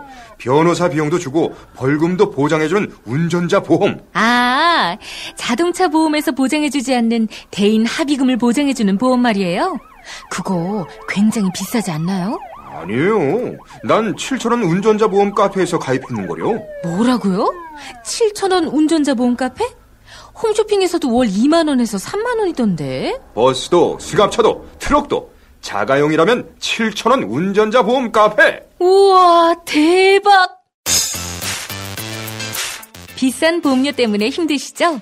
풀보장 운전자 보험을 저렴하게 만나는 가장 좋은 방법. 다음 네이버 카페에서 7,000원 운전자 보험을 검색해보세요. 전화문의는 02-849-9730. 10년차 베테랑 손해보험 전문 설계사가 평일은 물론 주말 공휴일에도 상담해드립니다. 다시 한번 전화문의는 02-849-9730. 뭐 7,000원 운전자 보험, 택시, 버스, 트럭 등 영업용 차량 운전자 보험도 상담해드립니다. 당신이 알아야 할, 또 우리 공동체가 알아야 할 뉴스, 김용민이 챙겨드립니다. 지금은 제1부 뉴스 매거진과 함께하고 계십니다. 경제의 속살 들여다보겠습니다. 오늘도 민중의 소리 이완배 기자 함께하겠습니다. 이완배 기자님. 네, 안녕하십니까. 예. 한국감정원에서 이런 발표를 했네요. 공인중개사 55%가 하반기 집값이 보합세를 보일 것이다. 그런데 24%는 상승할 것이다. 이렇게 전망을 했는데, 글쎄요. 집값 상승에 대한 그런 기대, 열망, 여전히 있는 모양이군요, 이게. 네, 그게 많이 반영된 설문조사라고 봐야 되겠습니다. 그런데 이제 한국감정원 발표 내용을 이제 주로 소개시키려고 하는 건 아니고요. 예. 이 발표를 계기로 해서 이제 부동산 시장에 대해서 어떤 시각을 갖고 있는 게 좋은가, 이런 걸 말씀을 한번 드려보려고 합니다. 예. 근데 이 뉴스가 어제 오전까지 네이버 경제뉴스 섹션에서 메인에 걸려 있었습니다. 연합뉴스였고요. 그리고 이제 상당히 오랫동안 메인에 걸려 있었고 굉장히 조회수도 많이 나왔습니다. 내용은 말씀해 주셨던 대로 한국감정원이 모니터링 시스템이라는 게 있는 모양이에요. 그래서 공인중개사 2,439명을 대상으로 설문조사를 했고요. 예. 그랬더니 설문조사 결과가 55.1%가 하반기 주택 매매 가격은 보합세, 그러니까 지금이랑 비슷할 것이다, 이렇게 전망을 한 거고요. 예. 24.8% 정도가 상승세, 이렇게 전망을 했다고 합니다. 하락할 것이라고 하는 응답은 한 21%였었고요. 그런데 이런 뉴스가 왜 관심이 매우 크냐면, 그러니까 뉴스를 본 사람들도 그렇지만 대부분의 사람들이요, 집값이 오르느냐 내리느냐에 대해서 너무너무나 우리나라는 관심이 많은 겁니다. 이게 아주 단적으로 얘기를 하면은요, 우리나라에서는 집이 주거 공간이라기보다는 하나의 재산 증식 수단, 자산으로 인식이 되는 효과가 굉장히 강해진 지 오래된 거죠. 근데 저는 이제 이 생각의 틀을 조금 바꿔봐야 된다라는 말씀을 오늘 좀 드리고 싶은 겁니다. 예. 집이라는 게요, 주거 공간이 아니고 자산 혹은 재산의 하나가 된다는 건 굉장히 위험한 현상입니다. 이게 왜 위험하냐면, 집이 자산이라는 건 곧 여기에 돈을 벌기 위해서 모이는 세력이 있다는 뜻입니다. 그리고 대부분 역사를 살펴보면 이 세력은 금융투기자본 그리고 건설자본들입니다. 근데 이런 자본들이 자산에 끼어들어서 분탕질을 치기 시작하면 나타나는 분명한 현상이 있습니다. 이게 원래 집이라는 게 추위를 피해서 비바람을 피해서 우리 민중들이 좀 따뜻하게 살 수 있는 지붕, 벽 이런 게 돼야 되거든요. 예. 그런데 이런 게 돼야 할 집이라는 존재가 자본의 손에 의해서 막 농락이 돼버리는 겁니다. 그러니까 주거복지라고 하죠. 우리 민중들에게 편안한 양식처를 제공하자. 기본적인 의식주의 복지를 제공하자. 이게 아까 말씀드렸던 금융투기자본, 건설자본에 의해서 박살이 나버리는 겁니다. 조금 어려운 이야기실 수도 있는데요. 자산 유동화라는 경제학 개념이 있습니다. 이게 뭐냐면은요, 재산은 재산인데, 그러니까 돈으로는 가치가 있는데요. 당장 현금화하기 어려운 재산, 요런 게 있습니다. 이게 이제 대표적인 게 부동산입니다. 그러니까 분명히 5억, 10억은 하는데, 현금으로는 뭐 쓸 수가 없는 거죠. 그런데 여기에서 금융 기술이 들어갑니다. 재산 가치는 있는데 당장 현금화하기 어려워. 그걸 내가 현금화해 줄게. 요런 걸 자산 유동화라고 합니다. 근데 이 자산 유동화 개념이 도입이 되면서 우리 주거 공간이 그야말로 개판이 돼버리기 시작합니다. 아하. 예를 하나 들어드리겠습니다. 미국은요, 보통 미국이 땅덩어리가 워낙 넓지 않습니까? 예. 보통 중산층으로 이렇게 대대로 살아온 사람들 보면은요, 대충 집은 다 한 채씩 갖고 있는 경우가 많습니다. 예. 그냥 뭐 오랫동안 뭐 자손 대대로 물려받고 살았다 뭐 이런 집들인 거죠. 예. 가장 좋은 방법은 그냥 잘 살게 하면 되는 겁니다. 그 집에서요. 예. 그런데 여기에 자산 유동화라는 개념이 끼어들기 시작합니다. 이게 2000년대에 아주 두드러진 현상이었어요. 2000년대 미국 부동산 버블이 일어났을 때를 보면은요. 미국 TV만 틀면은 모든 광고가 이런 광고가 나옵니다. 정말로 친절한 목소리로 아유 고객님 그 집 깔고 앉아 있어봐야 뭐 하세요. 자산 유동화도 모르세요. 예, 그 집 담보로 은행에 맡기세요. 그리고 대출 받아가세요. 그러면 집에서 살면서 대출 받은 돈 펑펑 쓰면서 사실 수 있어요. 땅에 묶인 집을 현금으로 바꾸는 자산 유동화라는 신세계를 경험해 보세요. 이 광고가요, 진짜 채널 돌릴 때마다 나왔었습니다. 근데 이제 듣다 보니까 이 농촌에서 부모님 물려주신 집에서 살던 사람들이 솔깃한 거죠. 야, 이 집을 담보로 돈을 빌려서 흥청망청 쓸 수 있겠구나. 이렇게 되는 겁니다. 예.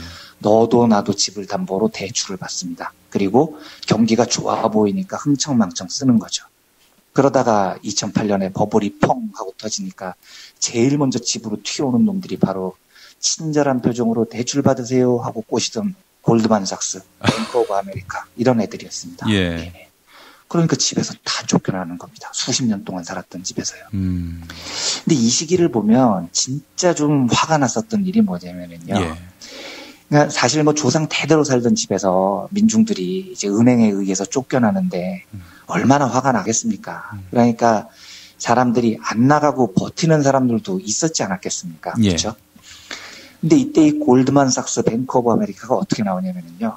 철거반을 동원해서 막 밀어붙이는 게 아닙니다. 어떻게 하냐면, 자, 고객님, 집을 깨끗하게 청소하고 나가세요. 깨끗하게 청소하고 나가시면 $1,000 드리겠습니다. 이래 버리는 겁니다.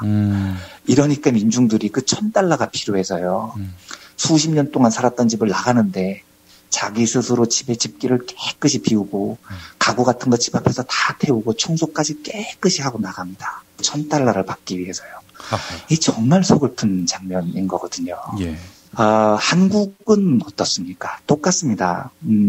내 집 마련의 꿈이 있는 사람들. 이게 이제 한국 중산층의 꿈이죠. 내 집 한 채 마련을 하는 게요. 그리고 그보다 조금 어렵게 사시는 분들은 전세값 폭등이 왔는데 어떻게든지 자녀 학교 중 근처에서 남아있으려는 사람들. 이 절박한 사람들 앞에 은행들이 자산 유동화라는 무기를 탁 건네듭니다. 아우, 왜 그러세요? 비싼 전세 그냥 그대로 사세요. 저희가 집값 혹은 전세 보증금을 담보로 돈 빌려드릴게요. 이게 미국하고 똑같은 자산 유동화거든요. 이렇게 꼬셔버리는 겁니다. 그러니까 지금 가계부채가 1,200조 원입니다. 우리나라는요. 그러니까 지금 이 나라는 부동산 가격이 폭락하면 나라가 홀라당 망하는 구조가 돼 있습니다. 그러니까 그걸 유지하기 위해서 아랫돌 빼서 윗돌 개고 있는 거죠. 부채를 더 장려해서 집값을 유지시켜야 하는 겁니다. 이러니까 가계부채 1,200조 원이 줄지를 않는 거예요. 그런데 이러다가 버블이 펑 하고 터지면요. 국가가 그냥 끝장이 나는 지경에 이르러버린 겁니다. 제가 이제 부동산 시장에 대해서는 굉장히 많이 무지합니다. 그래서 더 구체적인 어떤 대책이 있는지에 대해서는 제가 말씀을 못 드리겠습니다. 잘 모르기 때문에요. 그리고 이 분야에 대해서는 이제 선대인 소장님 같은 많은 전문가들께서 말씀을 해주신 것들이 있어서 그런 전문가들의 의견에 의지를 해야 될 것 같습니다. 그런데 구체적인 대안은 제가 잘 모르지만 제가 다만 오늘 말씀드리고 싶은 건요. 우리가 아주 빠른 시간 내에 부동산에 대한 인식 자체를 바꿔야 됩니다. 아파트는요, 자산이 아니고 주거 공간입니다. 우리 민중들이 머리를 붙이고 비바람을 피할 수 있는 의식주의 소중한 기본권이라는 겁니다. 그러면 어떻게 해야 되겠습니까? 여기에 금융투기자본이 돈 벌겠다고 현안에 대해서 휘젓게 다니도록 놔둘 수가 없는 겁니다. 정반대로 주택시장의 공공성을 지금보다 월등하게 높여야 됩니다. 부동산 시장은 엄청난 강도의 정부 개입이 필요한 곳이라는 말씀입니다. 이게요, 이렇게 생각을 하시면 간단할 겁니다. 시장 경제가 정상적으로 가동을 하고 있다면은요, 가격이 올라가면 수요가 떨어지고, 가격이 떨어지면 수요가 많아져야 됩니다. 이게 아담 스미스가 저희한테 가르쳐 주는 거예요. 예. 근데 지금 우리 부동산 시장은 어떻습니까? 부동산 가격이 오르면 수요가 없어지는 게 아니라 사겠다는 사람들이 더 막 달라붙는 거죠. 반대로 부동산 가격이 하락하면 아예 사겠다는 사람이 싹 사라지는 겁니다. 그러니까 이게 정상적인 시장 경제가 아닌 거예요. 집이라는 거를 투기의 대상으로 보고 있기 때문에 이런 일이 생기는 겁니다. 그러면 답은 간단한 거죠. 정부가 개입을 해야 됩니다. 정상적인 시장 질서가 작동을 안 하니까요. 예. 그러니까 저는 그 부동산 가격이 오르면 사액에 대해서 정부가 막대한 세금을 부과해야 한다고 생각을 합니다. 이게 주거 공간이라는 겁니다. 그래서 투기로 올라서는 안 된다는 분명한 시그널을 정부가 시장에 줘야 됩니다. 예. 만약에 부동산 가격이 오르지 않고 보합으로 있더라도 그 가격이 국민 주거의 적절한 가격을 이미 넘어섰다면 정부가 조치를 취해야 됩니다. 예. 지금 공공임대 주택 비중이 4%밖에 안 되거든요. 예. 대폭 확대해야죠. 이게 김대중 대통령의 꿈이었습니다. 예. 정부가 나서서 국민들에게 보다 싸고 보다 안락한 주거공간을 대거 확충시켜주는 거예요. 근데 이거 하면 집값 보유자들이 집값 떨어뜨린다고 막 반대를 하니까 안 되는 겁니다. 그 생각 자체를 바꿔야 돼요. 그리고 금융투기자본이 여기저기 휘젓고 다니지 못하도록 규제의 벽을 또 높여야 됩니다. 예. 미국 경제학자 헨리 조지가요. 모든 지대는 도둑질이다 이렇게 주장을 했습니다. 그런데 굳이 헨리 조지까지 가지 않더라도요. 땅이라는 건요, 자연입니다. 자연이 우리에게 부과한 혜택이에요. 그런데 이걸 가지고 누군가가 엄청난 소득을 올리고 있는 것은 옳지 않습니다. 그 이야기는 곧 자연이 우리에게 제공한 모두가 누릴 수 있는 혜택을 누군가가 부당하게 가로채고 있다는 거죠. 금융투기자본, 건설자본, 이 사람들이요. 지금 뭐 하반기 부동산 가격에 많은 사람들의 그 시선이 쏠려 있는데요. 예. 저는 관심 없습니다. 그게 중요한 게 아니라고 생각합니다. 주거복지라는 단어가요. 우리 모두에게 적절하게 머리 누일 곳을 찾아줘야 한다는 이 주거복지의 과제가 우리에게 제일 중요한 과제라고 생각합니다. 예. 이런 문제에 대해서 우리 국민들이 조금 인식을 전환하고 그래서 이 보수 동맹에 대한 적절한 규제 속에 하루빨리 좀 주거복지부터 마련되는 그런 세상이 왔으면 좋겠다는 생각이 듭니다. 예. 그 이명박 정권 초기에 한 장관 후보자가 자연의 일부인 땅을 사랑해서 그렇죠. 예. 예. 그래서 투기를 한 거예요. 투기를. 예. 오피스텔을 뭐 많이 샀다는 후보가 한 명 있었죠. 예. 이런 자연의 일부를 사랑하면 꽃을 심고 뭐 이래야 정상 아닙니까? 혹시 뭐 남이 그 땅을 망가뜨릴까봐 자기가 다 사가지고 이렇게 자연을 지키겠다 그런 의지겠죠. 뭐. 아이고 참 재밌는 일화도 생각이 났습니다. 네, 다음 이야기 또 해보겠습니다. MB 얘기가 나와서 그런데 그 수년 전에 MB가 대통령 할 때 여름 휴가 때 읽을 책 이게 또 화제가 됐었잖아요. 뭐 제가 아주 장담하는데 물론 의견입니다만 MB가 휴가 가서 책 정말 한 줄도 안 읽었다. 저는 여기에 뭐 거의 뭐 제 한 뭐 10,000원을 걸겠습니다. 예. 그런데 제 10,000원을 엎쳐서 걸겠습니다. 아, 그렇습니까? 예. MB는 또 그 가져갈 수도 있어요. 그거. 자, 근데 MB가 봤던 책 중에 넛지라는 말이 들어간 책을 읽었다고 하는데 제가 또 흥미로운 일화는 이 책을 출판한 출판사 편집자를 아는데 자기 출판사에서도 뭐 그렇게 이 책이 뭐 대단한가 그렇게 생각을 했는데 MB가 읽어주는 바람에 이것도 한동안 또 베스트셀러가 됐다고. 예, 그래서 MB를 미워할 수가 없게 됐다 이런 말을 하던데 오늘 넛지 효과 얘기해 주신다고요? 예, 그렇습니다. 뭐 MB가 얘기했다고 넛지 효과라는 말이 의미가 없는 건 아니니까요. 그래서 오늘은 좀 가벼운 마음으로 공부할 수 있는 주제로 넛지 효과라는 걸 한번 말씀을 드려보려고 합니다. 예. 근데 제가 이제 이런 뜬금없는 주제를 말씀드리는 이유가 있는데요. 그 이유는 이제 마지막에 설명을 드리겠습니다. 경제학에는 행동경제학이라는 분야가 있습니다. 이 행동경제학이라는 게 요즘 굉장히 각광을 받는데 이제 인간은 경제적으로 자기 이익을 추구하는 존재인데 그 인간의 행동이 어떻게 변화할까 이런 걸 연구하는 경제학의 한 분야입니다. 예. 이게 뭐 잘 이해가 안 되셔도 됩니다. 그러니까 오늘의 주제인 넛지를 설명을 드리면 아마 금방 이해가 되실 겁니다. 예. 이 넛지라는 게요, NUDGE 이런 단어인데요. 그러니까 예. 원래는 팔꿈치로 옆구리를 슬쩍 찌른다 이런 뜻입니다. 그리고 예. 뭐 조금 의역을 하면 주의를 환기시킨다 이런 뜻이고요. 그러니까 우리가 이제 그 페이스북 하다 보면 콕 찔러보기 뭐 이런 거 있지 않습니까? 그런 거랑 비슷한 겁니다. 이렇게 예. 콕 찔러보는. 네. 예, 미국의 행동경제학자 리차드 세일러 그리고 법률가 캐스 선스타인 이 두 사람이 넛지라는 책을 내면서 넛지에 대해서 이렇게 규정을 합니다. 사람들의 선택을 유도하는 부드러운 개입 이런 걸 넛지라고 부른다. 이렇게 정의를 한 겁니다. 예. 예를 들면 이런 겁니다.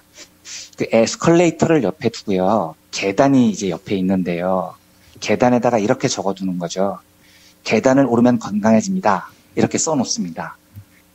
근데 그래도 사람들은 계단 잘 이용 안 하죠. 예, 에스컬레이터 씁니다. 그러니까 야, 계단 이용하면 건강 좋아지는 거 누가 몰라서 안 하냐, 뭐 이런 심정이죠. 그러니까 에스컬레이터가 압도적으로 편하니까요. 근데 그렇게 하지 말고요. 그러니까 팔꿈치로 슬쩍 찌르듯이 우회하는 방법을 쓰는 겁니다. 그러니까 계단을 올라가면 계단 한 걸음 딱 걸을 때마다 노래가 나오는 겁니다. 다음 한 발 딱 찍으면 또 노랫소리가 나오도록 설계를 하는 겁니다. 그러면 이제 사람들이 야, 신기하고 좋은데? 이러면서 계단을 이용하게 된다는 겁니다. 그러니까 계단을 이용하는 게 건강에 좋아 이렇게 직설적으로 말하지 말고요. 예. 계단을 슬쩍 밟을 때 뭔가 다른 부가가치를 살짝 이렇게 주는 거죠. 이러면 사람들 행동이 훨씬 더 잘 바뀐다. 이게 넛지 효과라는 겁니다. 예. 실제로 그 세일러 교수가 쓴 책에는 이런 예가 있어요. 그러니까 좀 뭐 화장실 이야기를 해서 그런데요. 남자들이 공중변소에서 소변을 보면요. 소변이 그렇게 주변에 많이 튄다는 거예요. 변기가로요. 예예. 예, 그래서 이제 이걸 방지하기 위해서 화장실 가보시면 그런 문구가 있지 않습니까? 당신이 흘리지 말아야 할 것은 눈물만이 아닙니다. 뭐 이런 문구들 있잖아요. 예. 그러니까 제발 좀 소변 좀 흘리지 말라는 이야기죠. 예. 근데 이제 남자분들 경험해 보셔서 아시겠습니다만 그 문구 보고 깔깔대고 웃기는 해도 소변을 덜 흘리려고 노력한 기억은 거의 없으실 겁니다. 귀찮으니까 그냥 대충 싸고 나오는 겁니다. 예. 근데 요즘 변기에 가보면 이런 변기가 있습니다. 소변기 안에 중앙에 파리가 그려져 있는 겁니다. 아, 그렇죠. 이게 그렇죠. 넛지 효과라는 거예요. 아. 예, 이게 좀 말씀드리기 그렇지만 예. 이게 다 이해하실 것 같은데요, 남자분들은. 예. 남자들은 어렸을 때 소변으로 뭐 이렇게 조준해서 맞추고 이런 놀이들 많이 하거든요. 예. 그러니까 본능적으로 조준하는 욕구가 있습니다. 그런데 변기 정중앙에 파리 한 마리를 딱 그려놓으면 대부분 남자들이 거기다 대고 소변을 조준을 합니다. 그러니까 이제 소변 튀지 말라고 직접적으로 말을 하는 것보다도 이 파리 한 마리 딱 그려놓은 게 훨씬 더 효과가 크다는 거예요. 그래서 그 실험을 해보니까 파리를 그려놓으면 소변기 밖에 튀는 잔뇨가 80% 이상이 줄어든다는 겁니다. 그러니까 직접적인 개인이 아니라 슬쩍 우회하는 방법을 쓰는 거죠. 이제 제가 뜬금없이 이 이야기를 왜 드리냐면요. 저는 요즘 그 진보 진영의 자세를 보면서, 그러니까 우리 진보가 보수에 비해서 가지고 있는 장점이 엄청나게 많습니다. 그런데 그걸 좀 잊고 있다는 생각이 들어서 그 말씀을 드리고 싶어서입니다. 이게 뭐 이해가 잘 안 되실지도 모르겠는데, 예를 들면 보수는 우회의 통로가 없습니다. 그러니까 넛지를 할 여력이 없는 집단이에요. 왜냐하면 근본적으로 저쪽 보수는 논리가 안 맞거든요. 그러니까 제가 근거 없이 보수를 비난하는 게 아니고요. 보수는 1%를 위한 집단입니다. 그런데 집권을 하려면 50% 이상을 위한 집단으로 포장을 해야 됩니다. 그렇죠. 그러니까 이게 논리가 안 맞는 거죠. 그러니까 입만 열면 거짓말을 하게 되는 겁니다. 예를 들면 사드가 국민에게 도움이 된다. 재벌에게 돈을 몰아주면 낙수 효과가 생긴다. 범죄자 최태원이 풀려나야 경제가 산다. 전부 다 거짓말이거든요. 근데 이 사람들한테는 이런 거짓말 할 수밖에 없는 한계가 있는 겁니다. 1%를 위한 집단이 50% 이상의 표를 얻어야 되니까요. 근데 우리는 너무 옳기 때문에요. 우리는 99%를 대변하고 있는 사람들인데 사실은 집권하기 위해서 필요한 건 딱 51%예요. 이건 너무 쉬운 거거든요. 99%가 사실 우리 편인데요. 예. 그런데 이게 안 되느냐?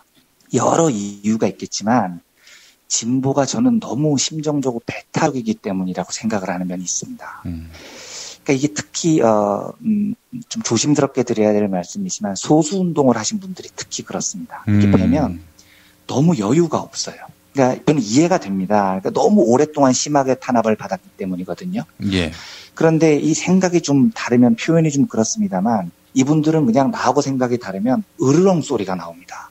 너는 나하고 달라. 선언을 해버리는 거죠. 예. 이러면 감정이 서로 상해버리는 겁니다. 이게 진보가 분열로 망한다라는 게 이런 거라고 저는 생각을 합니다. 원수가 돼버리는 겁니다. 예. 제가 조금 적나라하게 이야기를 하면요. 민중연합당, 정의당, 노동당 이 세 당이 그러니까 참여계열을 빼고 나면 다 옛날 민주노동당을 한 뿌리로 했던 사람들입니다. 그렇죠. 그런데 예, 지금 사이를 보면요. 냉정하게 말해서 아마 저는 서로를 새누리당보다 더 싫어하는 사람들도 있을 거라고 봅니다. 저와 이노근 씨 사이 정도로 봐도 됩니까? 그렇습니다. 네, 그렇습니다. 네. 예. 그 정도 사이, 예, 그렇게 생각하시는 분들도 있을 겁니다. 아유, 심각하군요. 그러니까 이게, 네. 사실은 뭐, 김용민 PD님하고 이노근 씨야 뭐, 좀 표현이 그렇습니다만, 원수가 되기에 전혀 부적절하지 않을 정도로 이데올로기가 다른 분들이니까요. 근데 사실 이 세 당은 이데올로기적으로 그렇게 다르지 않거든요. 그런데도 이렇게 격렬한 감정이 있는 겁니다. 저는 이게 여유가 너무 없어서라고 생각을 합니다. 여유가 없어서. 그래서 저는 진보는 좀, 예, 여유가 좀 넘쳐야 된다고 생각을 합니다. 우리가 99%를 대변한다는 여유가 있어야 돼요. 이러면 우리가 진짜 할 게 많습니다. 그러면 넛지가 굉장히 많이 가능해지는 겁니다. 예를 들면 이런 겁니다. 저희 그 토요일째 김프로 나오셔서 가수 네이브니어라는 분을 소개해 주셨지 않습니까? 예, 예. 뭐 늦지 않았길, 예, 이런 제목이던데요. 저는 노래 너무 좋더라고요. 그래서 검색을 해보니까 네이브니어 이분이 발표한 노래 중에 사람이 미래다라는 노래가 있어요. 되게 잔잔하고 노래가 좋습니다. 예. 근데 이 노래가 뭐냐면 두산을 비꼰 겁니다. 예. 사람이 미래라는 두산 그룹 신입사원들 줄줄이 자른 거 이걸 비꼰 노래인 거예요. 우리는 이게 가능합니다. 그러니까 전공이 아니더라도 넛지로 좋은 노래를 하면서 들으면서 사람들과 이야기를 할 수가 있습니다. 존 레논이 부른 이매진 같은 노래 한번 상상해 보십시오. 가사가 이거거든요. 천국이 없다고 상상해 보세요. 예? 우리 발밑에는 지옥이 없고 머리 위에는 빈 하늘만 있다고 상상을 해보세요. 국가가 없다고 상상을 해보세요. 우리가 평화 속에서 숨쉰다고 상상해 보세요. 노래 제목이 이런 거거든요. 그 아름다운 노래 속에서 공산주의적인 유토피아가 그려져 있는 겁니다. 이걸 우리는 할 수가 있어요. 근데 보수는 이거 못한다니까요. 걔들이 무슨 노래를 부르면서 은근슬쩍 사람들을 우회적으로 보이게 하겠습니까? 뭐 멸공의 횃불 부르면서 하겠습니까? 안 되는 거죠. 걔들은. 불가능한 겁니다. 보수는요. 제가 저희 방송에 나오는 피박 퀴즈 참 좋아하거든요. 그런데 장담하는데요. 예. 보수 애들은 절대 저런 거 못 만듭니다. 그게 걔들이 성대모사를 못해서 그런 것도 있지만 김용민 PD님처럼 아이디어가 부족해서 그런 것도 있겠지만 성대모사 잘하고 아이디어가 있는 사람이 나와도 절대로 저런 걸 못 만듭니다. 왜냐하면 잘못된 걸 풍자하고 해약해야 되는데 지들이 잘못인데 뭘 풍자하고 뭘 해약하겠습니까? 그렇잖아요. 예. 쟤들은 못하는 겁니다. 이거를요. 우리만 할 수 있는 겁니다. 그래서 보면 문화계가 대부분 진보입니다. 이게 그러네요. 이유가 있는 겁니다. 예. 보수 정신으로는요. 우회가 불가능합니다. 풍자가 안 되는 겁니다. 넛지가 불가능한 거예요. 그래서 문화는 거의 다 진보로 돌아서는 겁니다. 저는요, 예, 우리는 다음 대선 때 할 수 있다고 믿는 사람입니다. 그런데 이걸 꼭 박근혜 정부 타도하자, 익설법 외에도요, 팔꿈치로 옆구리를 쓱 찌르는 방식으로도 할 수 있는 게 너무 많습니다. 우리에게는 유머라는 코드도 있고요, 풍자라는 코드도 있고요, 근본적으로 진보는 99%를 위하는 사람들이기 때문에 따뜻함이라는 코드도 있습니다. 우리 손에 쥐어진 무기가 굉장히 많습니다. 1년 반 남은 선을 참 우리가 잘 준비를 해야 될 텐데요. 예. 박근혜는 나쁜 놈, 진보는 미래다. 이런 직설법 외에요. 그러니까 우리가 다른 생각을 가진 사람들을 만나는데 소변을 흘리지 마 같은 강압적 직설적 문구 말고요. 좋은 노래를 함께 듣고 좋은 풍작 프로그램을 함께 듣고 웃고 또 좋은 사람들을 만나서 소주 한 잔을 기울이는 모임을 만들고 그래서 진보와 함께하면 실생활에도 도움이 되고 참 재밌고 참 따뜻하다. 이런 걸 알려줄 수 있는 넛지들이 많이 저는 개발이 돼야 된다고 생각합니다. 아까 처음 말씀드렸듯이 넛지는 사람들의 선택을 유도하는 부드러운 개입이라는 뜻입니다. 우리 진보만 할 수 있는 이 장점을 잊지 말고 다가오는 대선을 좀 잘 준비를 했으면 좋겠다는 생각이 갑자기 들어서 제가 뜬금없이 오늘 넛지 효과에 대해서 말씀을 드렸습니다. 아, 뜬금없긴요. 정말. 아니, 조금 뜬금없지 않았나요? 아닙니다. 우리에게, 또 저에게, 네. 정말 큰 귀감이 되는 말씀이었고요.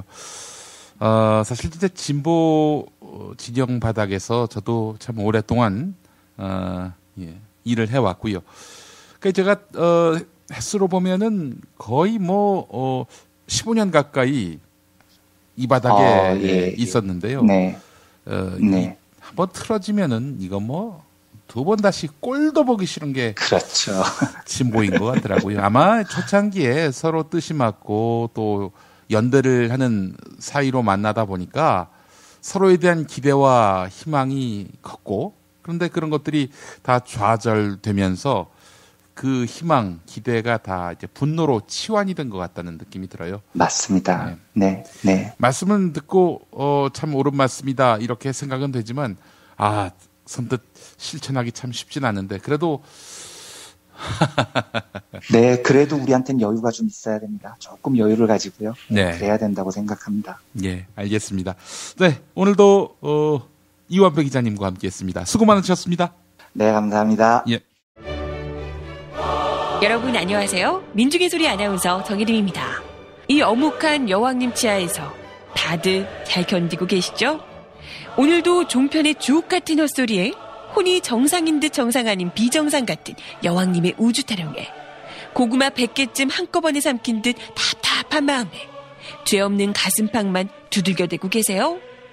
이젠 시원한 사이다 같은 민중의 소리와 함께하세요. 잘 키운 진보 언론 열종편 안 부럽습니다. 한 달 10,000원 소액 CMS 후원으로 민중의 소리에 큰 힘이 되어주세요.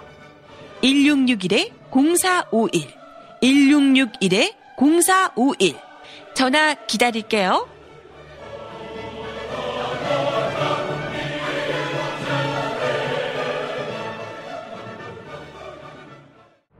지금처럼 사는 게 싫습니까? 전복을 원하십니까? 그렇다면 와우 전복을 드십시오.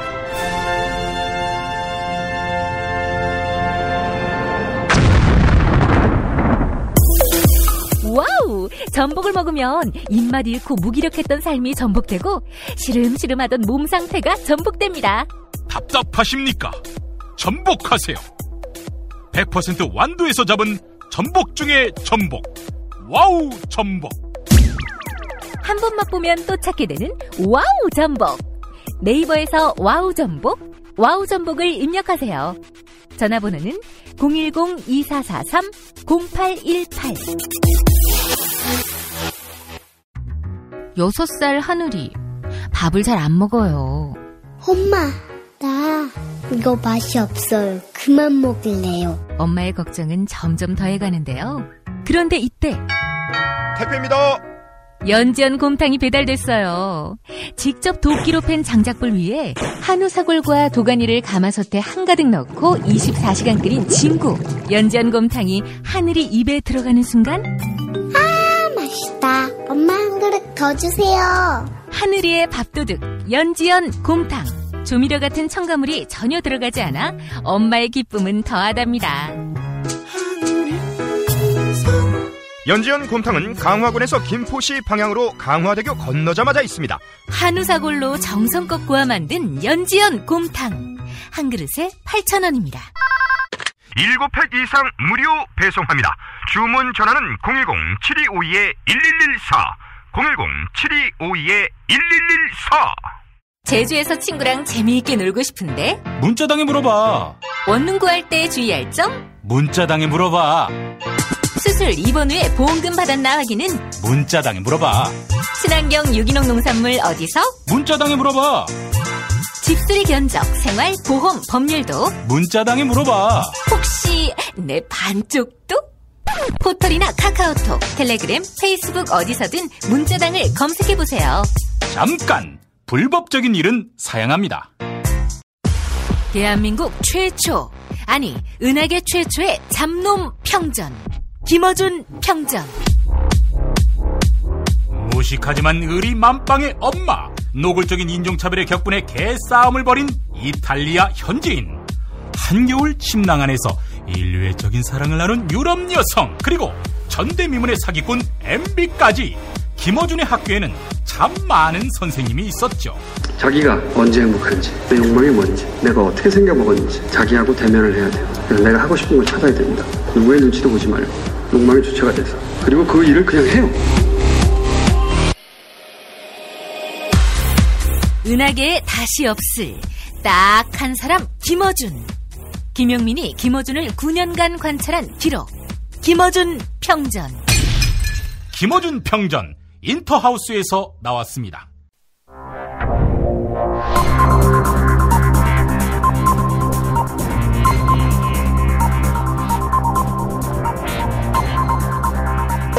공화국 논평. 새누리당을 친박연대로 리모델링 하시려던 박근혜 동지께서는 로열티가 높은 친박부터 꽂아야 한다는 원칙에 반발했던 김성회에 대한 강도 높은 국가적 중대 조치를 취하실 계획을 표명하시고 구체적인 공격 방침을 제시하시었다. 경애하는 박근혜 동지의 단호한 결심은 찬물에도 위아래가 있듯이 국회의원을 하더라도 서청원 영감부터 해야 한다는 뜻을 거역하는 김성회에 대한 강력한 응징의 의지다. 공천이라는 것은 서로 좋아하고 뜻맞는 사람끼리 하나의 정치 세력을 구성하는 것으로서 동지 사이의 의리와 신뢰가 전제되는 것은 너무나 당연한 일로서 이를 무너뜨리는 녹취질은 일평생 치질에 걸릴 매우 위중하고 극악한 중죄임은 말할 것도 없다. 이번에 윤상현, 최경환 녹취, 즉 박근혜 동지의 뜻을 이행하기 위해 애써왔던 두 사람에 대한 흠집내기는 박 동지를 참을 수 없이 모독하고 우롱하고 천추의 한이 될 망동을 저지르는 것이다. 이는 처절한 대가를 자초하는 악수 중에 최악수가 될 것이다. 김시곤의 경우도 그렇고 차제에 우리나라에는 녹취가 불가능한 아이폰만 유통되도록 하는 방안을 강구해야 할 것이다. 그것이 어렵다면 녹음할 때에 상대방이 녹음 중이라는 표시가 액정에 뜨도록 해야 할 것이다. 그래서 윤상현이, 최경환이 김성회에게 전화했다가 녹음 중 이 표시가 떴을 경우 형님 도와주세요, 동상 도와주시게, 이렇게 말과 태도를 바꿀 수 있도록 해야 할 것이다. 또한 국정원이 문제적 인물 휴대전화를 해킹해서 남을 공격해 놓을 목적으로 저장해 놓은 모든 녹취 음성 파일을 삭제하도록 해야 할 것이다. 그럼에도 불구하고 편측적으로 녹취할 시에는 박동지에 대한 체질적인 거부감과 적개심을 노골적으로 드러내는 것으로서 추호도 용납할 수 없는 포악무도한 토발 행위로서 처단해야 할 것이다. 만약 이 같은 녹취 방지 대책이 없을 경우 혹은 무력화됐을 경우 친박의 모든 실세는 향후 휴대전화를 폐기해버리고 모든 정치적 대화는 상대방이 녹음기를 휴대할 수 없는 사우나에서 해야 할 것이다. 아울러 김성회는 박동지에게 찾아가서 큰 절을 올리고 참회의 눈물을 흘리며 그 자리에서 녹취에 이용했던 휴대전화기를 산산조각내고 향후 친박의 개가 되겠으며 잠재적 라이벌이었던 서청원 영감의 수행비서가 되겠다고 고백해야 할 것이다. 만약 이를 거부할 시에는 박동지의 치솟는 분노와 경천동지할 탄압의 불벼락을 받게 될 것이다.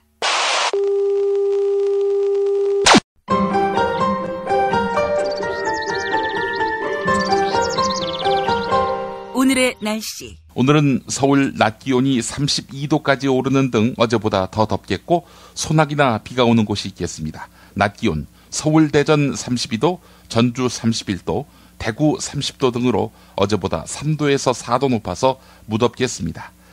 기상청은 내일부터 주말까지는 북상하는 장마 전선의 영향으로 전국 곳곳에 장맛비가 내릴 것으로 내다보았습니다. 역사학자 전우용 선생의 글을 소개하면서 마무리하겠습니다. 종북 세력과 극렬 시위꾼이 선량한 지역 주민들을 선동해서 폭력 사태를 유발시켰다. 이 글에서 선량이란 무지몽매와 같은 뜻입니다. 선량을 무지몽매와 같은 뜻으로 쓰는 사람들은 선량한 주민을 개, 돼지와 같은 존재로 봅니다. 선량한 주민이란 말은 많이 쓰이지만 선량한 정부, 선량한 재벌, 선량한 언론이라는 말은 쓰지 않습니다. 선량을 힘없는 주민들에게만 요구하는 사회에서 선량은 무지, 무능, 무기력의 표지입니다. 그런 사회에서는 선량이 죄입니다. 네, 우리 모두 선량하지 맙시다. 뉴스 매거진 마치겠습니다.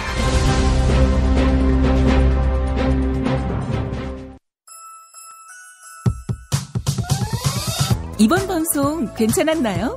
작별의 여운 이렇게 표시해주세요. 다운로드하기, 댓글 달기, 구독하기, 별점 주기. 더 좋은 방송 만들어달라는 약속 이렇게 응원해주세요. 다운로드하기, 댓글 달기, 구독하기, 별점 주기. 기억하셨죠? 다운로드하기, 댓글 달기, 구독하기, 별점 주기.